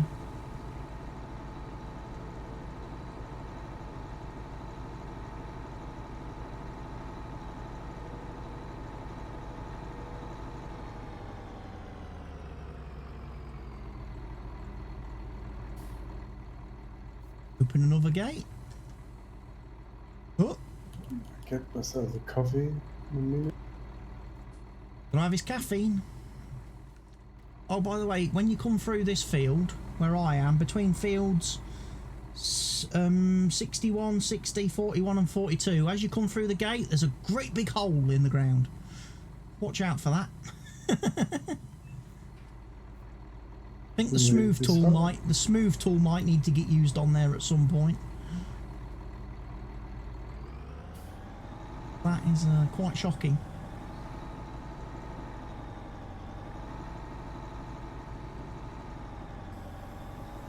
I'll do a quick headland, spin round the outside.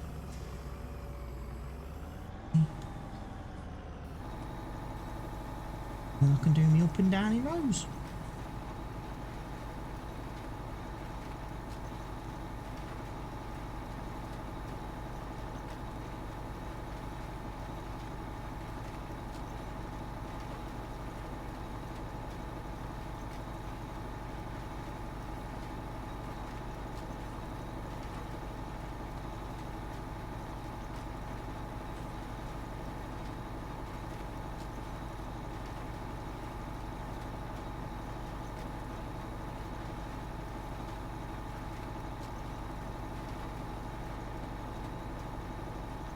you see, there's some green. There's some of that green bit you was on about. Oh, I can see that. Yeah, when we come to plough this field at some point in time, that needs to be removed with the crate fields on.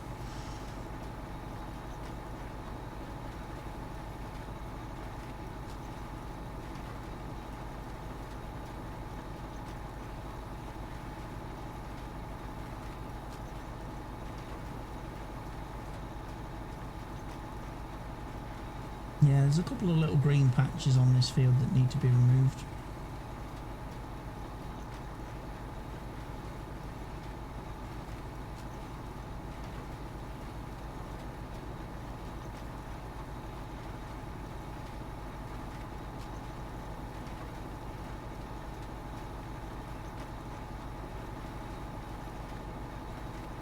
Be right back.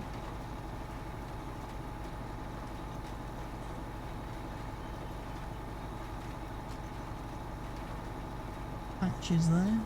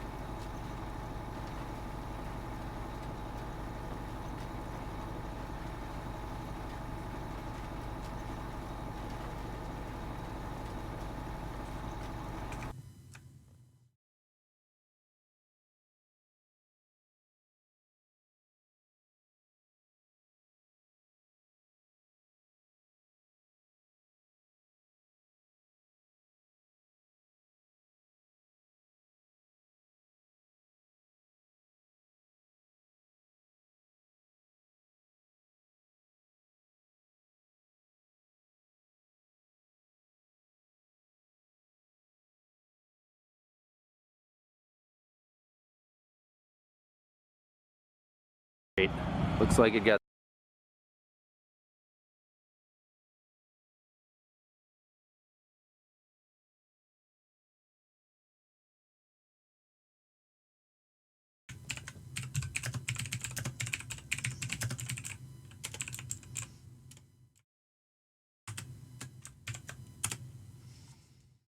The problem with these fields, they are too short to get some coffee.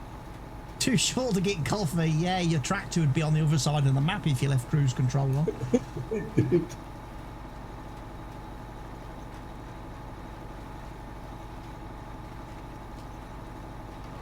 But yes, I see what you mean about the green patches. This field has loads of them on it. It needs when we come to plough this field after the soybean harvest, we'll need to do it with crate fields on to remove these patches.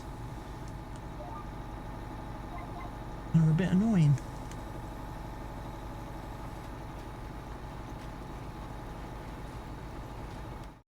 I did all the ones on field 33.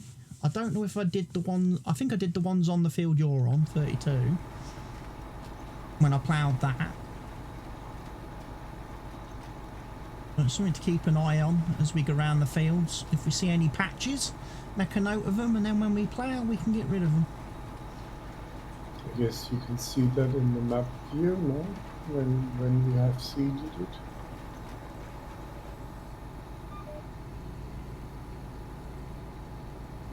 The gate there. Oh, you don't really see.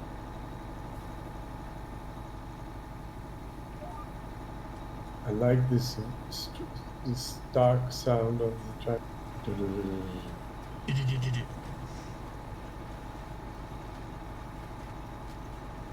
Yeah, all the class vehicles sound really good.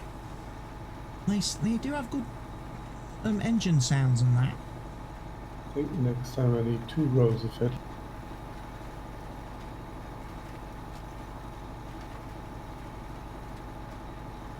I still think the Tri-6 is the best sounding tractor. Yeah, it does. Stronger. But then with 2 headlands, you're almost done with. Oh yeah, with your massive, huge cedar that you've got.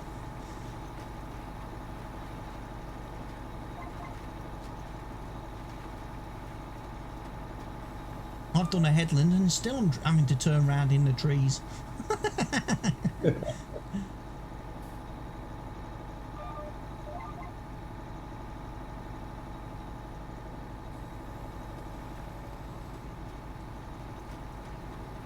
Yeah, it adds to the fact that you have a little bit more.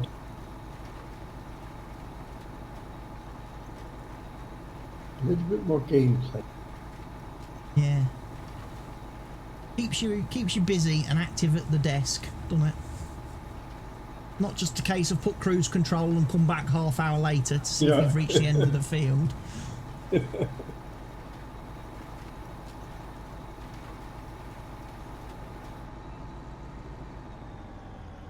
And there. Machine randomly turned off.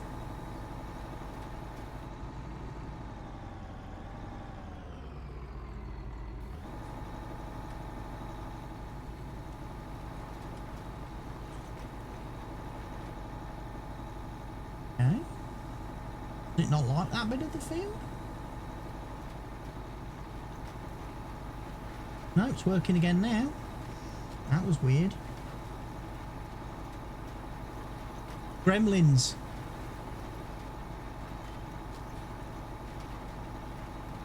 Yeah, maybe this thing is too close to your back wheel. Yeah, it's a little bit close to the tracks on this thing.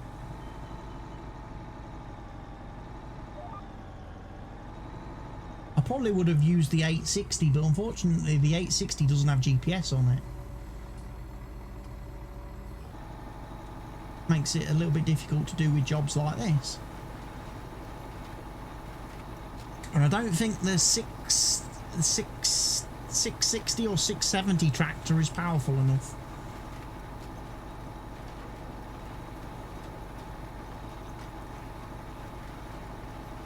Oh, I don't, or I don't think it's really balanced very well because of the skinny tyres. I think when you've put this seed tank on the front and this thing on the back, it's a little bit wobbly. Yeah. So I think only the two 960s are the only big tractors we've got with GPS for when we're doing like ploughing, cultivating, seeding and stuff.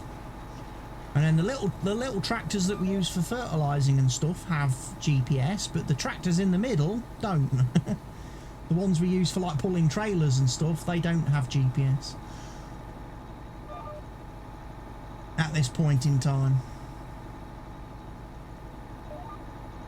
Yeah, we're starting to get the equipment set up. And also, because I didn't want to spend all our money on GPS and gadgets when I knew for a fact we was going to need to have to buy seed and fertiliser and lime and stuff like that initially. Yeah, but these tractors are the big ones already, or are they? The only tractors bigger than these is the Xerion, the class Xerion, which I don't think we'll probably need on this map unless we get some really big fields at some point somewhere, like maybe field like 115 or something like that.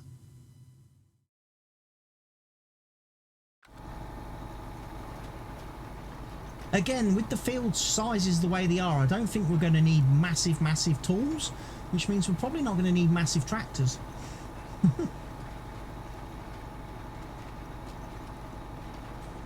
Well, except if you buy 20, 21, 10, 27, 28 and make one big field out of it, which we probably can. I don't think we can because of the hedges. I don't think you can remove the hedges between the fields. Plough the hedges down. I don't know if that does remove them or not. I haven't tried. Yeah, it's an option for very, very much later game to try that. Because originally I was going to get tractors like some of the little Fords, some of the little old school looking Ford things. I was going to start out with those. I saw you added some more mods, like Fortschritt. Is it a tractor actually? It's a mower.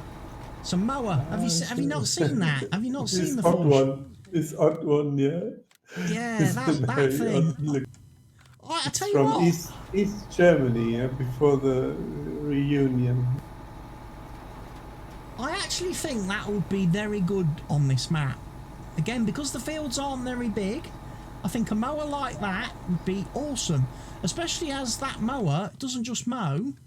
You've also got the... It also does tedding. There's an attachment you can get to do tedding. It'll also, I think, windrow. There's a header that goes on it that does windrowing as well. Of course, you can give it a try. Never used. I've used it a couple of times. It's a nice mower. Although I think it would be slightly immersion braking to fit it with GPS. I don't think those mowers actually have GPS. That was the only problem. And I know you like having GPS on your mowers because it makes baling and that a lot easier.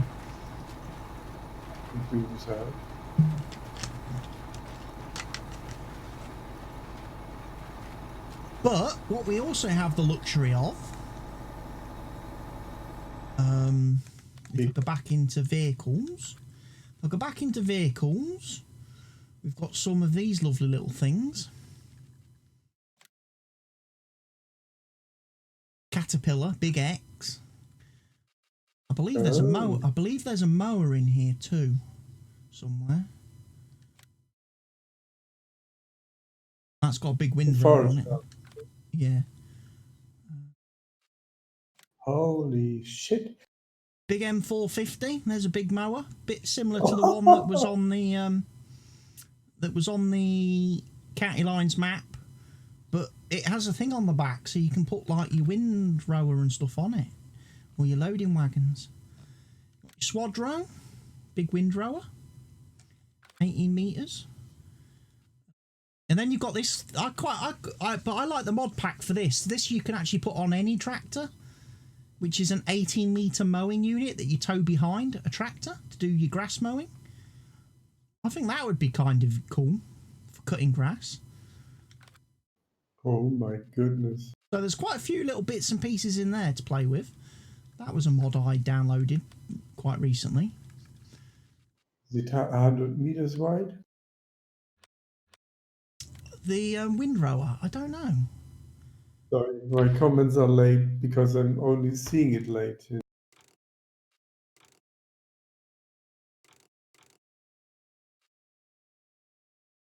Wide that is. It looks massive. This is big, but the other the mower actually mower attachment with a 3 or 6 plate setup. The Easy Cut Special. That I think it would be awesome to use. Put that on the back of a tractor and drive around. That's 100 meters. No, because it folds up, right? Yeah, it's 18 meters. They are not three after each other. They are side. One line. Yeah, 18 meters. 18 meter wide mower. Go up the field, come back down it, you're done. One up, one down.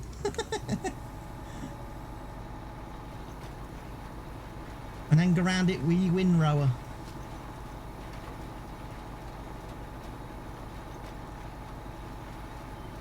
There was a couple of mods I downloaded today that I haven't installed on the server.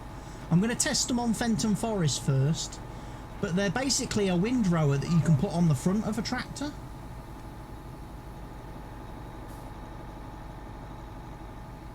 You can have the windrower on the front, making the nice swath, And then you can still have your baler or loading wagon on the back to pick it up afterwards.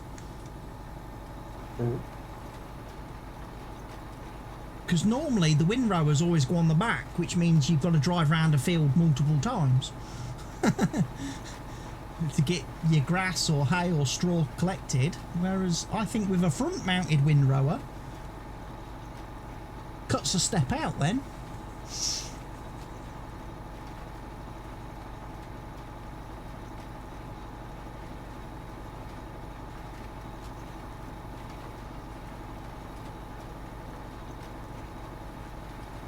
Ah, yeah, you've had to do a bigger headland, I see.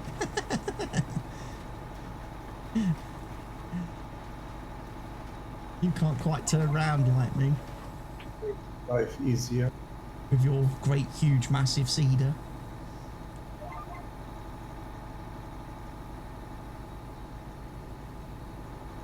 But yeah, all these cedars that we're using, they're part of the mod that came out the other day on the mod hub. I think Mr. CDP did a review of it, where basically all the cedars and stuff that were in the vanilla game, the guys updated them all, so you can actually choose whether to buy them with fertilizer and seed, or turn the fertilizer off and have extra seed. I think that's quite cool. And he did it with the planters as well.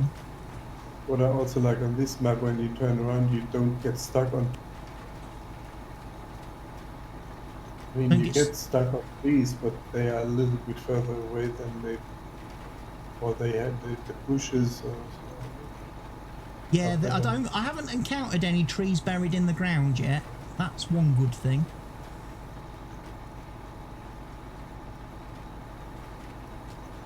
Oh yeah, you don't get tangled up and stuck on stuff at the edges of the field.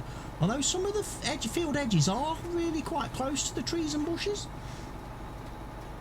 Must admit, like down here, it's a little bit close. Yep. Of course, I'm not using the camera collision mod this time on the server, so when you actually get to the trees, you kind of can't you can't see your tractor anymore. That's right.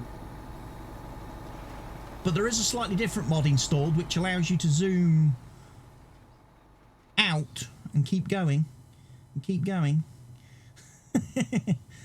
So you could be a long way away from the field. Until you see the map. Yeah, until you're just little ants. You can zoom out further. Oh, really? You can zoom out? You can zoom out.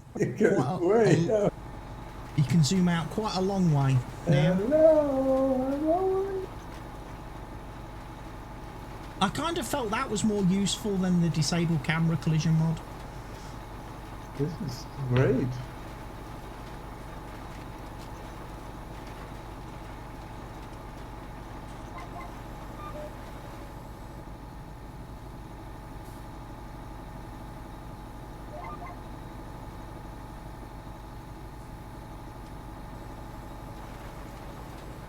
Because sometimes when the disable camera collision mod is a nice mod, but I find whenever you drive into any buildings, it's annoying because it doesn't zoom in.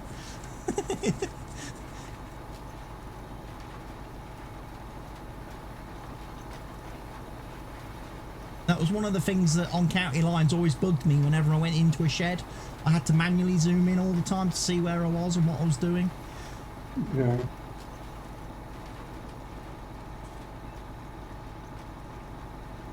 Whereas now it will automatically zoom in when you go into the shed, so you can always see your tractor.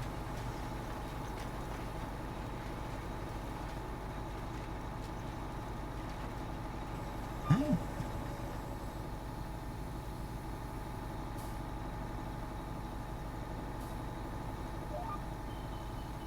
And we've got 3 fields seeded, which is excellent. I have to come round and do some fertilising next.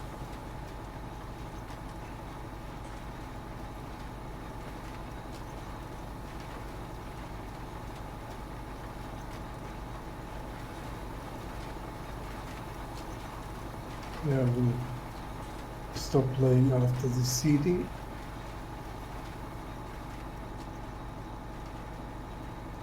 Catch you tomorrow again. Cool.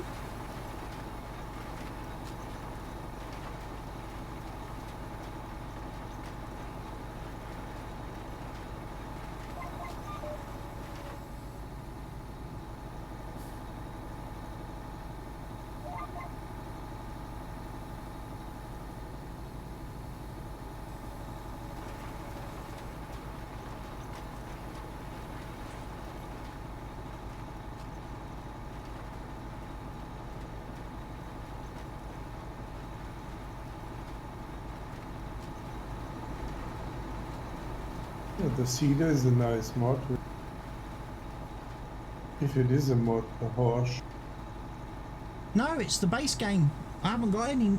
I'm not using any modded cedars. Not using any mods for cedars or planters, I don't think. As far as I'm aware. I saw that you had a mod by Stevie something.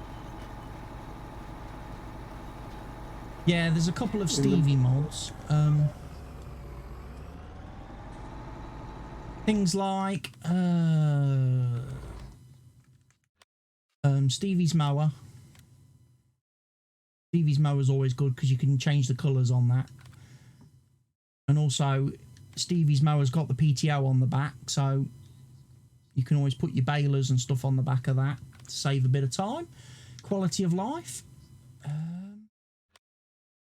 And then I think for Stevie stuff, I think it's mainly things like, I think I've got the trailers. I've got his class trailer, but I think that's probably a little bit big. Stevie's class trailer. I think that's maybe a little bit big for the map.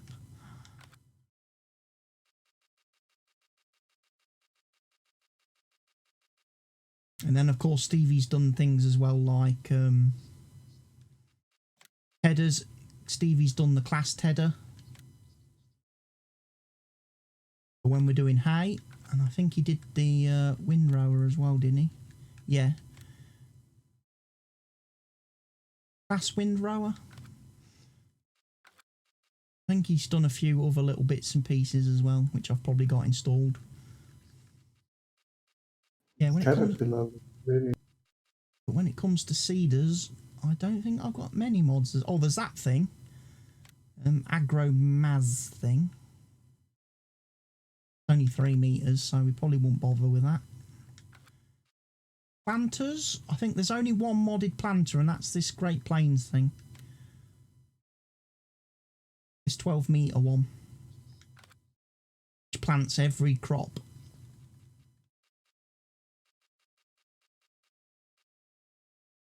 But it doesn't have a massive tank, unfortunately. Only 4,414 litres, and that is with seed and fertiliser, so I imagine it holds a lot of seed.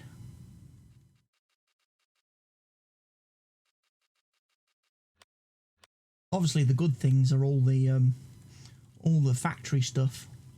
Got loads of those little buildings. Feed maker. Don't have enough money. Pig feed mixer. Fertiliser. Oh, then you have the global company. Yeah, we're running all the global company stuff on this map rather than all the other buildings. I like these mods as well. I don't know whether you've seen these ones at all, Mr. Helge. These bale stacks.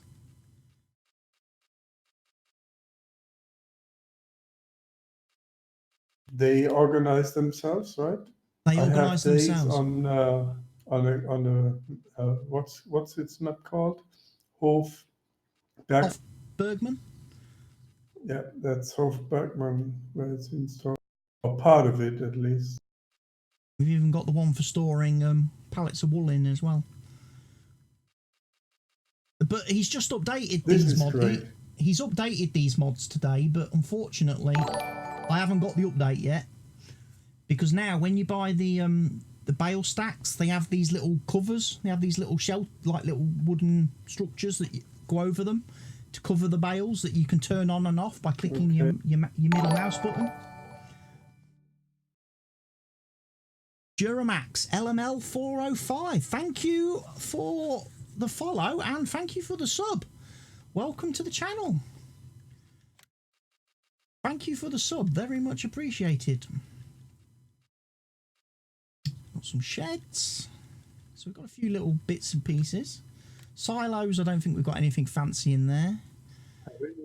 Got the fillable silos that we've used before on all our maps for storing stuff in, which we might put in a few places, especially for things like your liquid fertiliser and herbicide.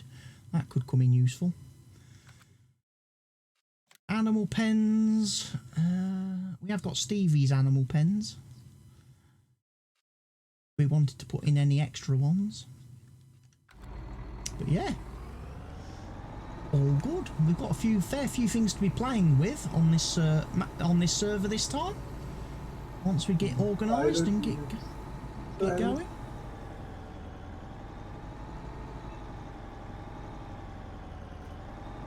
In our silo, you have any seeds or any? We've just got a little bit of dry fertiliser in there at the minute. I need to, again, once we get a bit of money, I can go buy some seeds and stuff like that to put in it. We've got some crop in it because obviously we've got the wheat and I think it's the oats that I harvested last night. So there's a little bit of crop in there that we could sell at some point. Which would be nice to get us over this 19 grand that we've got at the minute.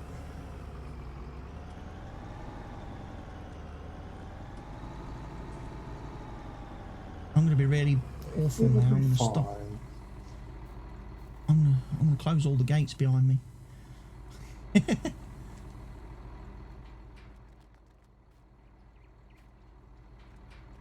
Be a good farmer. Close the gates. You don't have a cleaner, A pressure washer. Pressure washer. Oh, we don't need it yet. Don't bother with the mud. Did we? I need to check in a second. I might have installed a mobile one. We may have a mobile pressure washer for cleaning vehicles on the go.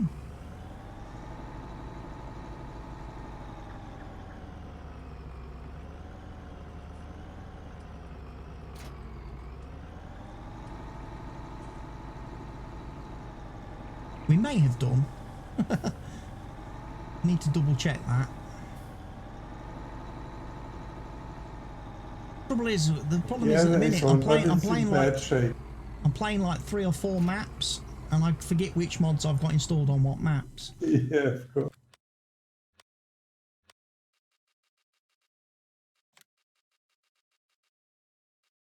We've got the little sweeper mods. They're installed for sweeping. Oh, there's a chute and a little thing for children to play. And the washing is out with the underwear. See, I think I've installed... Here are the deck chairs for sleep. Yeah, the deck chairs for sleeping. I added those because for some weird reason, the house doesn't show up on the map as an object to click on to travel to, whereas the deck chairs do. But you can actually go in the house and there's a sleep point in the house. You can sleep in the house. And there's a light switch as well, for turning the lights on and off. But yeah, can't go through any of the other doors, no. And the garage doors don't open either, so you can't park anything in the garage, which I think's a big shame. So even if we had like a little pickup truck or something, we couldn't use the garage. But yeah, you can sleep at the deck chairs, that's no problem. And like I say, you can click on that on the map as well to fast travel to the farm. Yeah, it's going to be good, I think, playing this map. I'm liking it already. I just love how it looks. It looks exactly like what I see when I look out the windows of my house.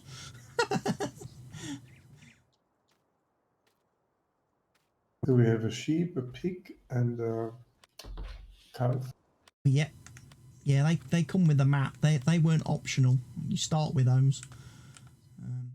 Are you playing on horses? The only one I didn't have was, I don't think we start with, is the horses. But we could add horses down the road later on. Maybe a ride through the map.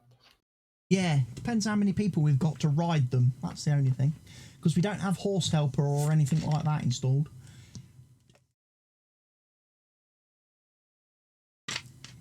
Then we just have 2 horses, one for each of us. One for each of us to gallop around on.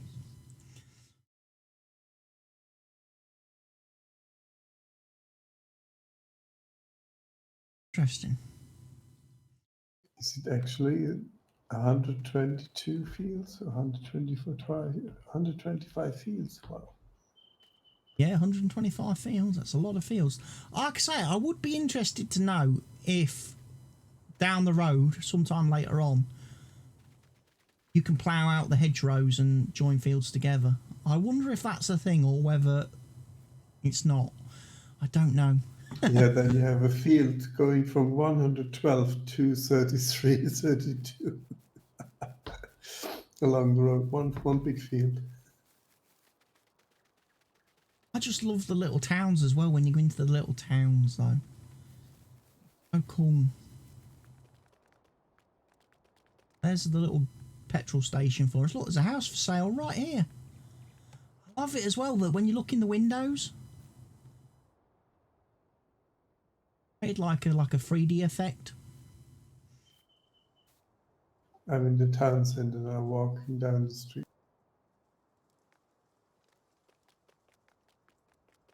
Love it. Sit in, take away, megabyte. Boots Farmers. Oh, there's a house to let, a shop. Several shops to. People have moved the village, moved out of the village. Bakery. Day to day, your local community. I see 4 shops to let. Spa. Whether it's Hey, look, you can get your hair cut here. Look at the barber shop. Butchers. Now open. We'll be bringing all our pigs and cows there. Hey, look, bus stop.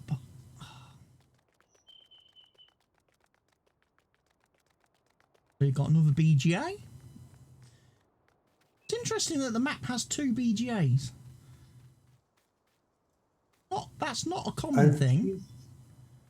I'm Jesus. I can walk on water. I'm walking on the water in town center. I can walk on water. I'm 80% Jesus. Except that the people walk a little odd, like they have something between them. They do. All the characters in this game have weird walking animations. All the farmers do, especially the female farmers. Anyone who plays as a female character looks really weird when they're walking about. Looks like their arms are like 2 foot too long. Doesn't it?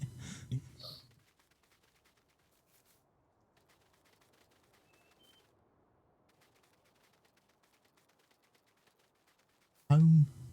Little farmhouses, look.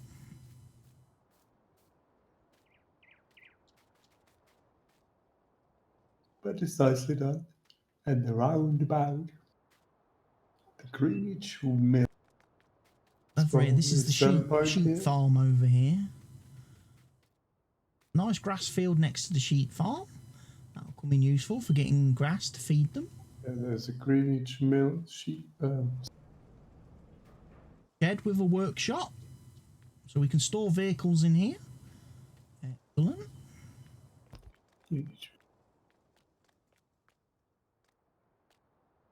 Bunker silo for whatever reason. There's an X here.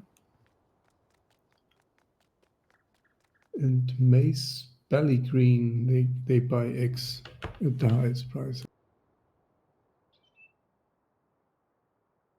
Ringold free flow. That. A picture of a cow on it. Is that cow food?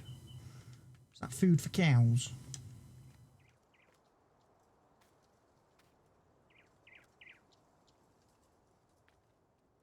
Ah, there's a bloke here. There's Mr. Helge.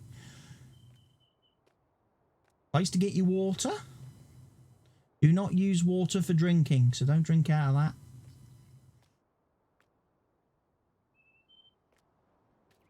I love as well that the food things are inside the pen enclosures. Oh, yep.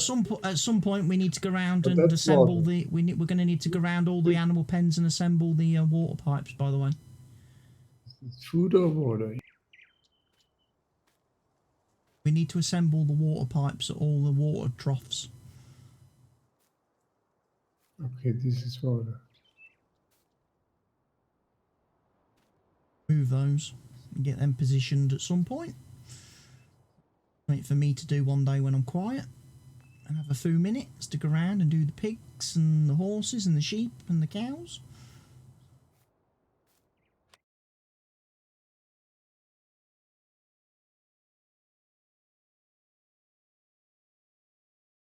Goodbye.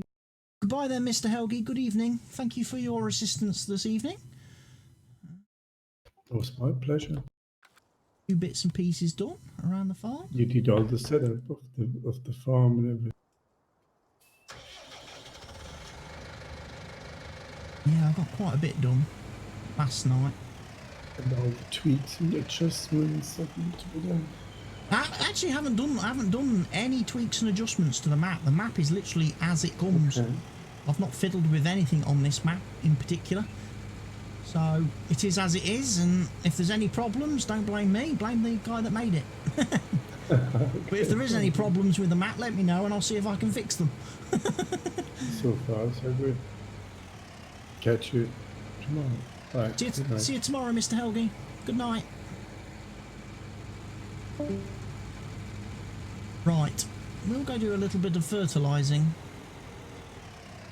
of those crops we just planted. Road's clear. Open the gate again.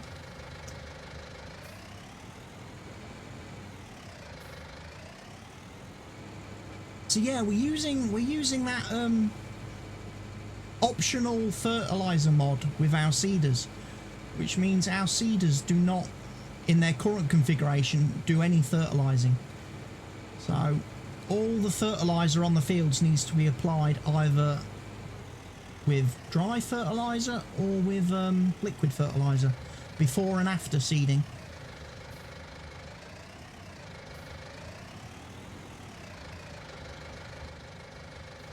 I know in the past I've been pretty strict on, like, after harvest fertilise the field, then plough the field, fertilise again, then cultivate the field, and then when you seed it you get your 3 stages of fertiliser. But we don't need to do that. This time round I'm going to leave it up to players how and when they choose to fertilise, whether they do it while the crops are growing, before they plant the crops. It's entirely up to the players.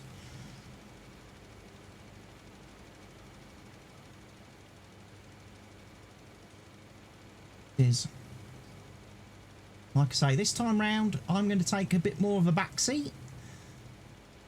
I'm not going to be telling people what to do all the time. I'm going to let people make their own choices and basically organise their own time on the map. And that way then they can have fun.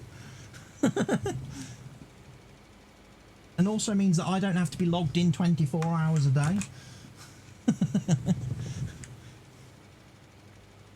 The last map with seasons was a little bit of a... that required far too much managing on my part. Far too... Literally every decision on that map that had to be made had to be done by me. Everyone just kind of stood there. Didn't know what to do. Whereas on this map, without seasons, it's just the standard game. So hopefully when people log in, they can look at the map, look at the fields and see what needs doing, and then, you know, create a task list for themselves and go off and work the fields. If they want to plough fields, find some fields that want ploughing and go plough. If you want to seed fields, find some fields that need seeding, go seed. If you want to harvest, find some fields that need harvesting, go harvest.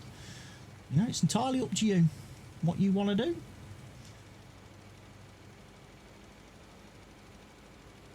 If you want to do contracts, by all means, go do contracts. Make the farm some money.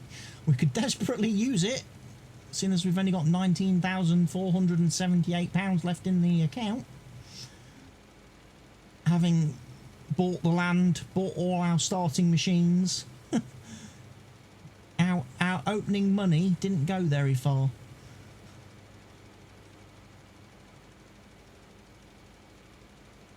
Hey, it's day 1. It's the first day on the map. What I will probably do as well going forward is I will probably be increasing the timescale and leaving it set at 5 times. 5 times speed. And I will not be slowing it down and speeding it up. It will just be 5 times and that's it. people will have to get used to that. By all means, if you're on the server and it's dark and you don't want to work through the night, by all means sleep and advance to the next day. You're more than welcome to do that. Obviously, if there are other players on the server, just check with everyone in the chat beforehand, or if you're in the Discord and you are using the Discord voice channel for the server players, then just check with everyone that it's okay to fast forward the night before you fast forward the night. That's probably more critical when people are seeding. If people are in the middle of seeding a field, probably wait. Let them finish the field they're on before you fast forward, because then you don't get the crop mismatched, where it's half grown and half not seeded.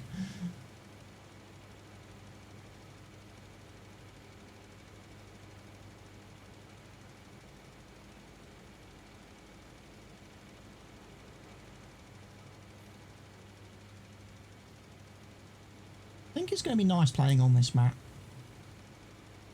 Like I say, the fields aren't massive, which means you're a lot more active.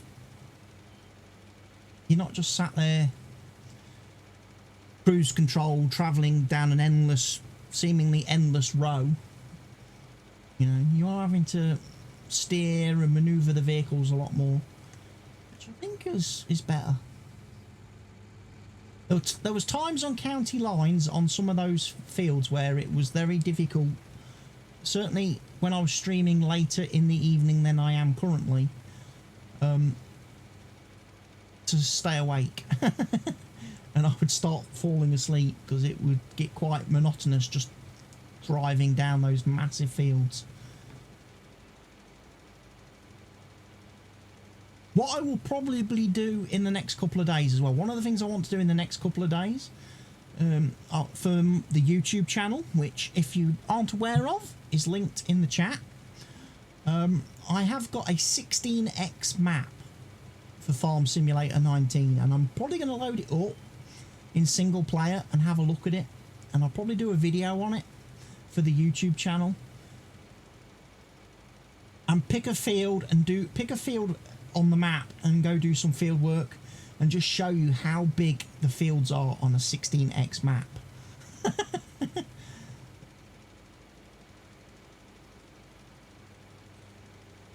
I don't think we would ever play one of those. If we did, we probably would only own one field or two fields at most, because you literally wouldn't be able to get anything done. Right, so that is some fertiliser slapped down on field 41. So when it starts to grow, it's going to need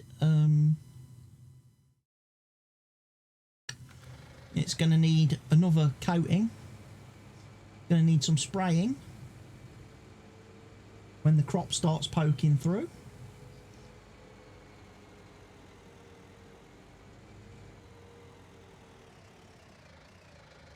Oh crap!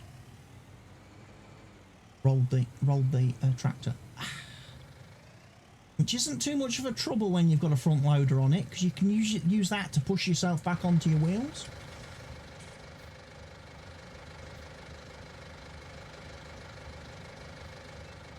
I still wouldn't advise rolling over too many vehicles though, otherwise you'll be doing a "Are you okay? You okay?" And again, for anyone who watches the Millennial Farmer on YouTube, you get that joke. You okay?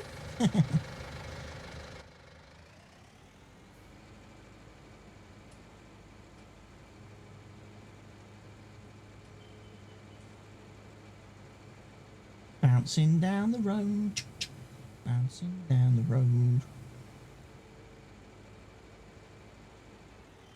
Have a quick look. There's a car coming. That's all right. Always a bit awkward when you've got a front loader with some forks sticking out the front of your tractor. I suppose in real life you would have it raised up. out of the way. So there's no chance of you impaling any drivers. So there's a couple, right, so basically this field, there's 2 fields on this side that we need to cultivate and plough and stuff down the road a little bit later on.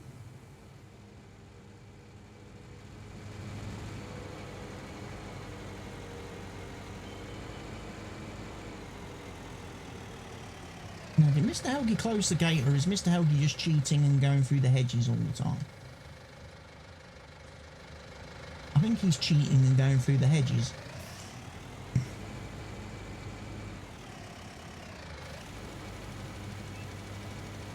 So I guess I would think then that because the hedges don't have collision, I'm guessing you can remove them with a plough if you are that inclined to do so.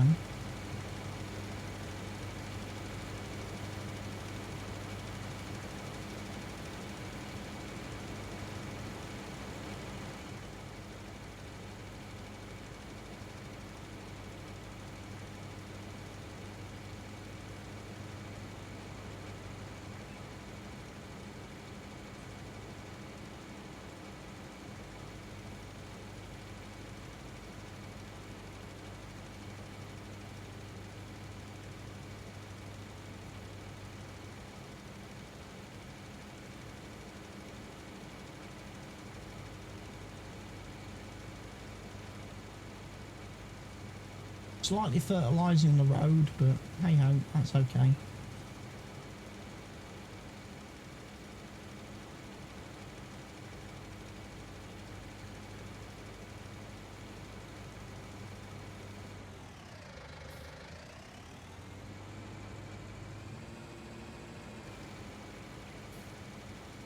Backed up a little bit because I missed the spot.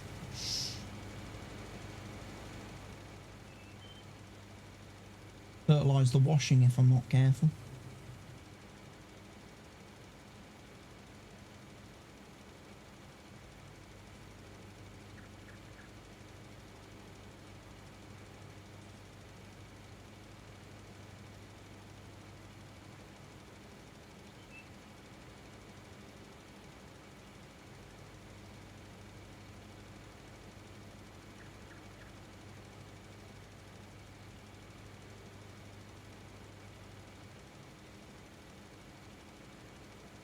Wonder if I should maybe look at maybe going and doing a contract after this to earn a little bit of money. Seeing what contracts are available.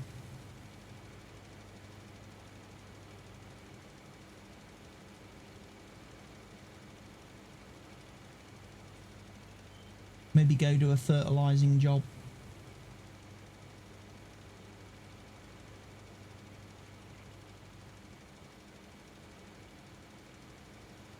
Although, to be honest, I'd be more inclined to do fertilising jobs a little bit further down the road in the save when we've got animals and we've got like pigs and cows and we're making slurry and manure and we can use that. Or like slurry and manure spreading, because again, with these fields being quite, you know,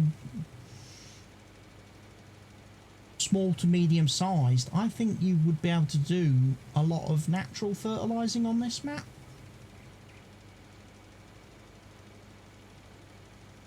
Again, typically on the maps that we normally have played on the server, the fields have been too big that trying to do manure spreading or slurry spreading just wouldn't have been effective, because you would have had to have kept going and refilling your machine every few minutes. Whereas on this map, you could probably do a field without needing to refill.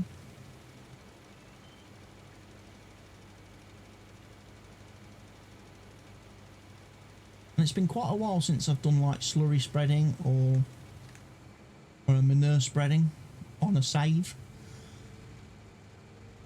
I think the last time I did slurry and manure spreading was when I did my original Fenton Forest Let's Play series on the original standard Fenton Forest map, because that was all I only did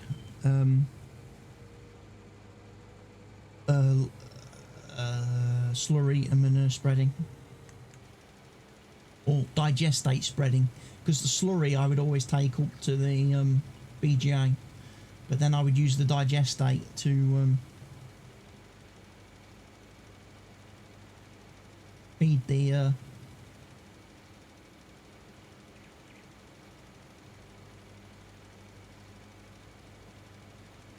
fertilizer.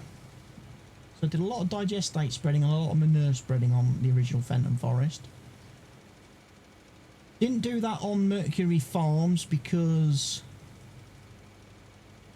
I didn't own any fields on Mercury Farms until right at the end. I didn't own a farm on Mercury Farms when I did that Let's Play series. I tried an alternative approach to making money from doing contracts and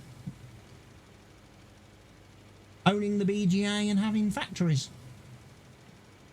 Which worked. It was a different playthrough, a different style.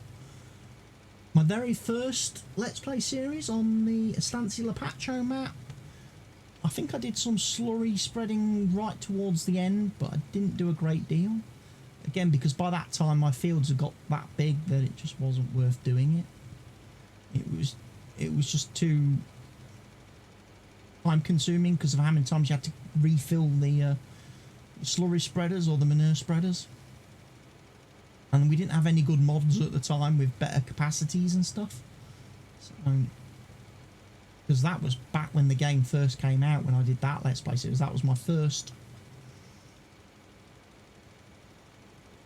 Lone Oak, I've not done any slurry or manure spreading.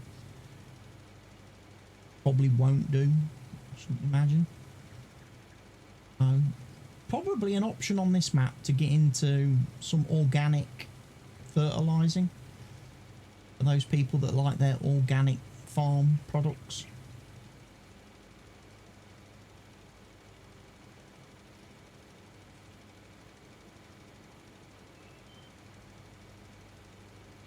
We're going to need more fertiliser. Thankfully, I did buy 8,000 litres last night, which is in the silo, so I will be able to refill this after I've done these 3 fields.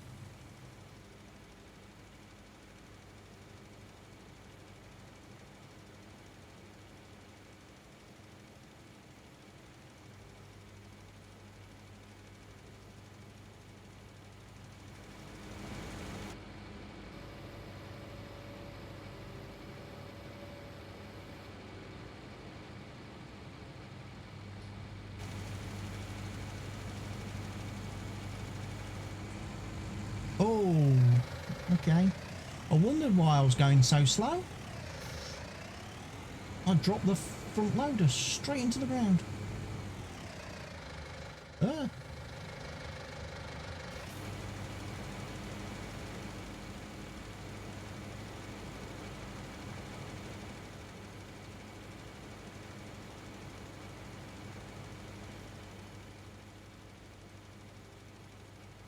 Spike the front loader straight into the ground. Be like, that's not a good idea.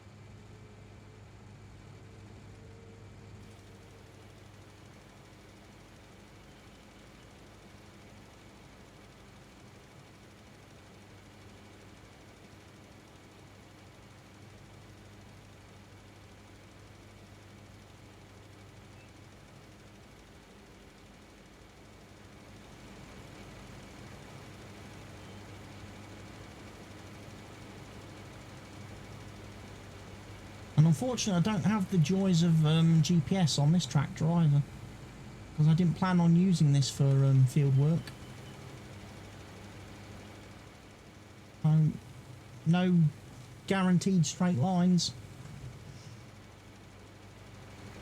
So there's going to be a little bit of overlap when you're spreading with this. A little bit of product wastage.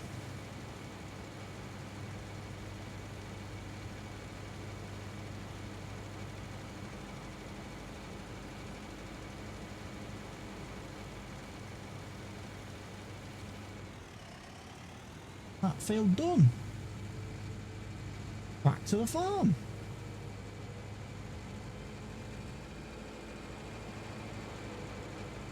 But we're already at the farm.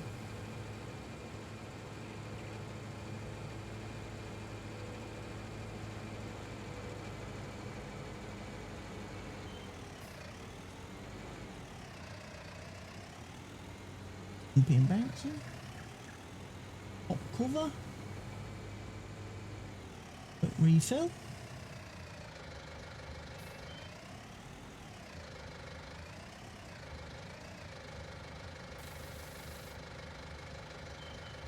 Right, let's have a look then. Contracts.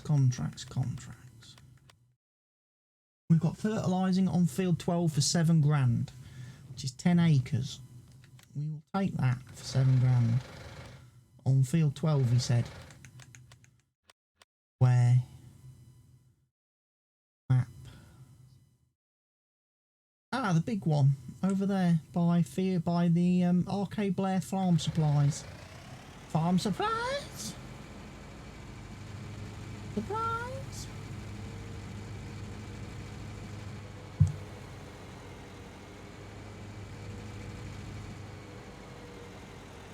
Good thing is, we're not stressing the vehicle. All these jobs are well within its operating power, so burning through all our fuel, incurring ridiculous diesel costs. We need to go left.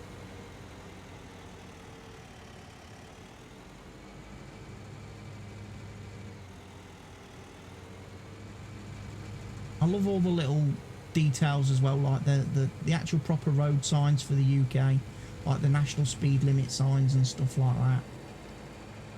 Brilliant. I really do like this map.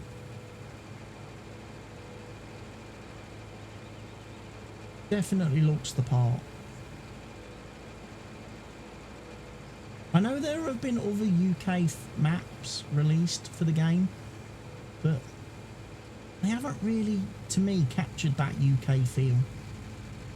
I mean, ignoring the Marwell Manor and Oakfield Farm Oxygen David efforts, which are definitely, again, in keeping with this map, UK feeling.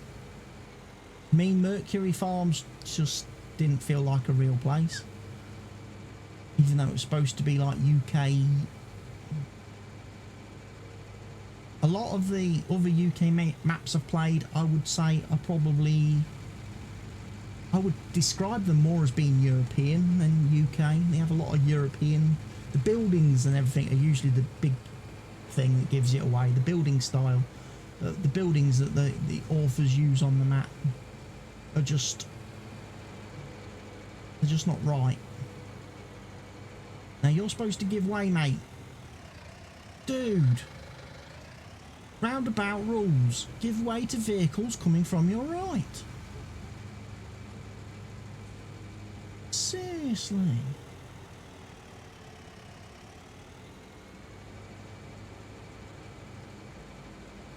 Diversion. Follow the diversion through the estate. All the semi-detached houses. And then you've got all the terraced houses along here.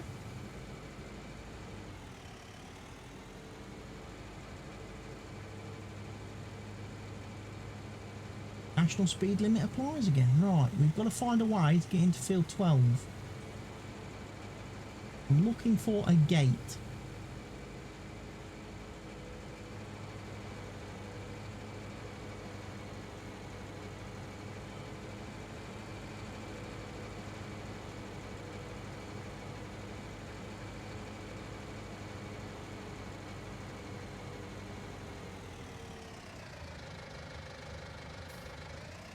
Let me hop out for a second.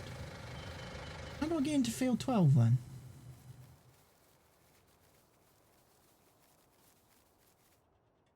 There's no gate along there. You're back up at the top.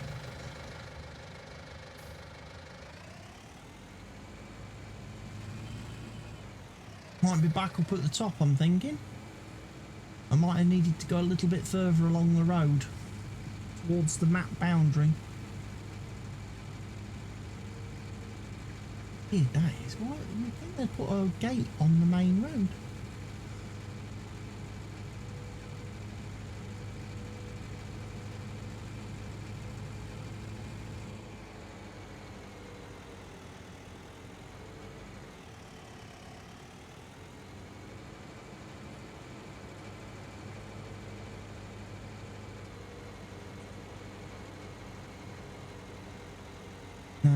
You see, it's down here.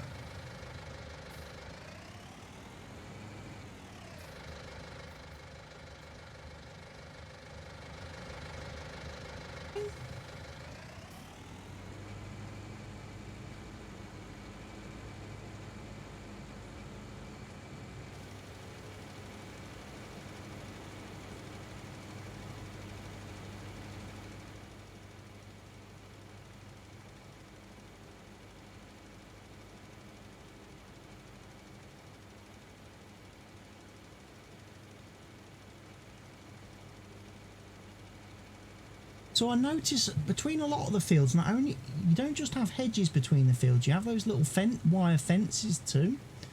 I wonder if that is to stop people from ploughing fields together to make, you know, jumbo enormous fields.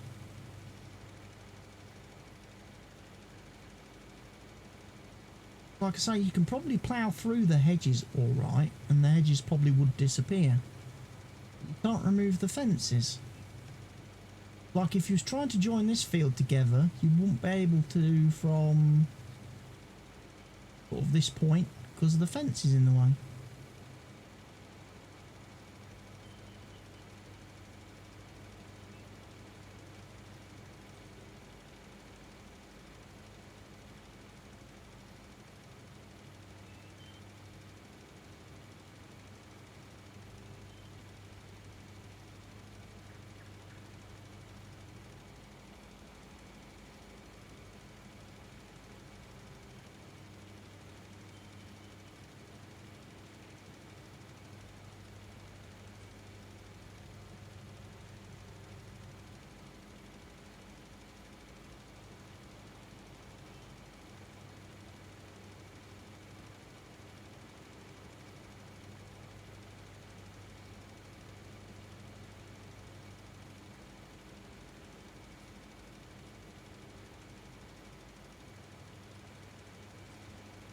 See, I noticed this guy, he's not seeded all the way to the edge of his field.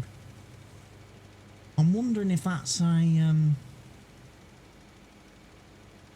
tactic that maybe we should be employing on some of the fields to make them a little bit easier to work and drive round.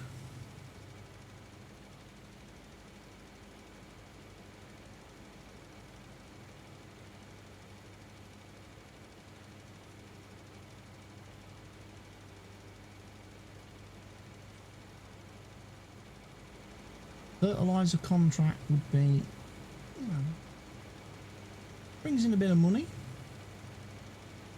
7 grand. Bad. You'd probably get double for that if you was playing on normal money difficulty.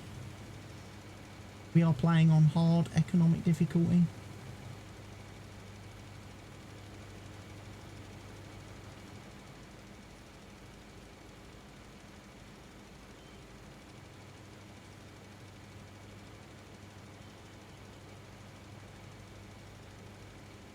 Oh, still pretty good going. Don't get me wrong.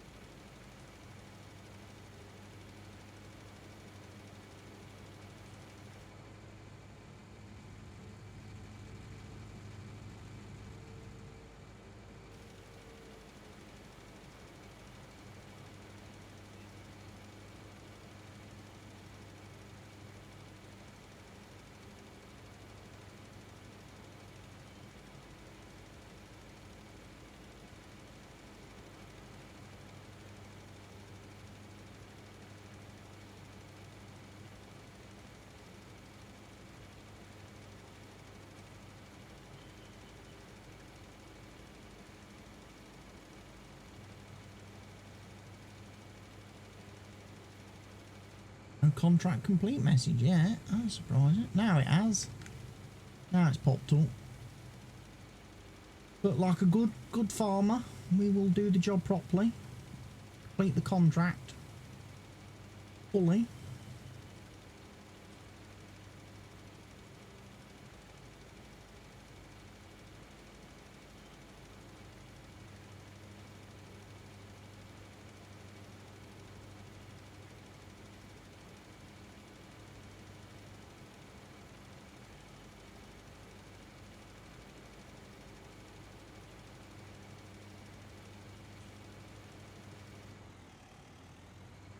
Do that strip there that I missed, look.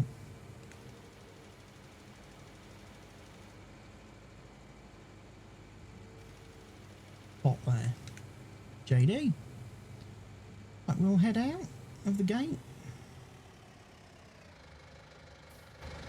Close the gate. As again, good farmer, good farming practices. Accept the contract. Complete the contract, get paid.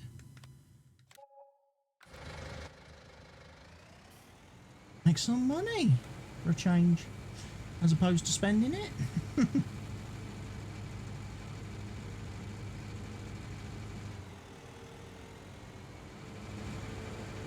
go back to the farm now.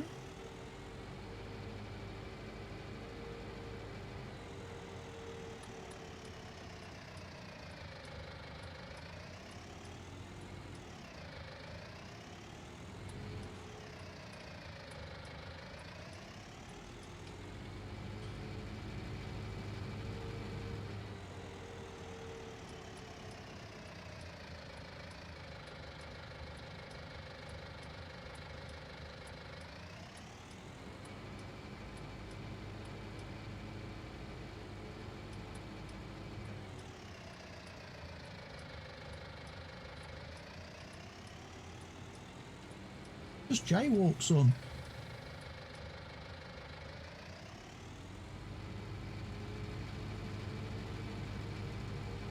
Mini roundabout. Most people just drive straight over them. The little painted on the floor roundabout.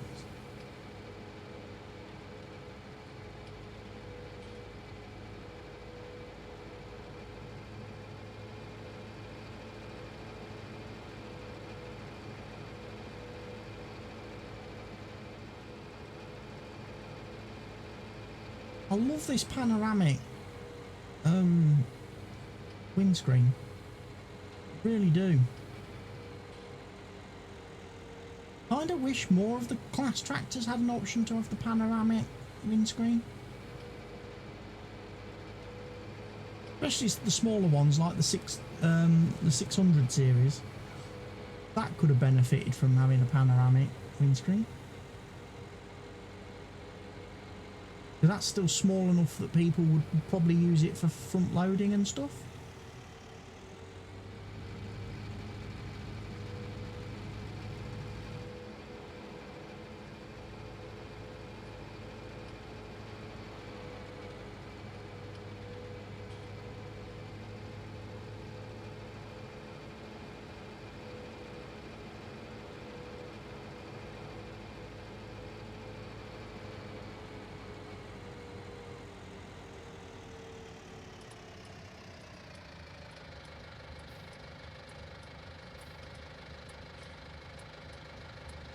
I've got my indicators on. I can hear the clicking.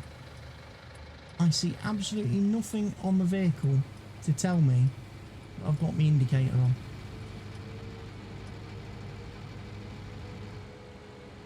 Nothing on like the dashboard that tells you that you've got a blinker on. I know I've got my beacons on, but that's because I'm on the road.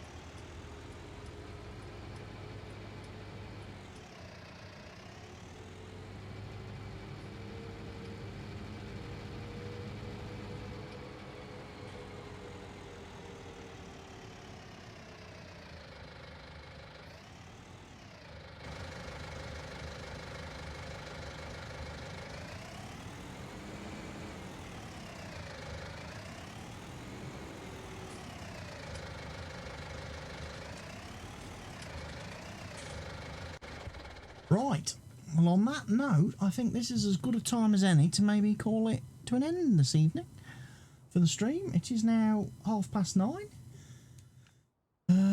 What I will quickly do is increase the timescale to 5, and we'll save that for the future. Get things advancing a little bit. We've not done bad tonight. Got all our fields, a fair few of our fields lined. Some of them have got some issues. We've got some crop planted. A few crops. We still need, obviously, got a few more fields to plough and stuff, which we can do another evening. Field 30 obviously is going to need to be seeded with something as well. And get another crop going there. Yeah. Progress is slowly being made. Progress is slowly being made. And our farm, the Greenwich growers, is slowly building up. So anyway, thank you everyone who has tuned into tonight's stream. I hope you have enjoyed it. Thank you as well again to Duramax LML 405 for the follow and the subscription. Many thank you for that. And for anyone else out there who is maybe thinking of subscribing, remember, Twitch Prime subs don't cost you a thing. There are hundreds of thousands of them out there in the wild that are not being used by people. I will gladly accept them. There are a couple of updates for some mods, apparently. The Bale Stacks mod has an update. If I download it, I've got to update it on the server. That's the only thing. Which I don't really want to do. So, thank you for watching, everybody. I will be back again, well, like I say, tomorrow evening with Mr. Helge, if he's around. Or anyone else, if there are other players interested in playing. I will try as well tomorrow. I'm thinking about Lone Oak now. Lone Oak I'll probably leave till Thursday afternoon, daytime. Tomorrow daytime I can get on and do get some more recording done for my Fenton Forest Let's Play currently. And I will see you all, like I say, tomorrow evening then is the current plan. So goodbye, good night from me.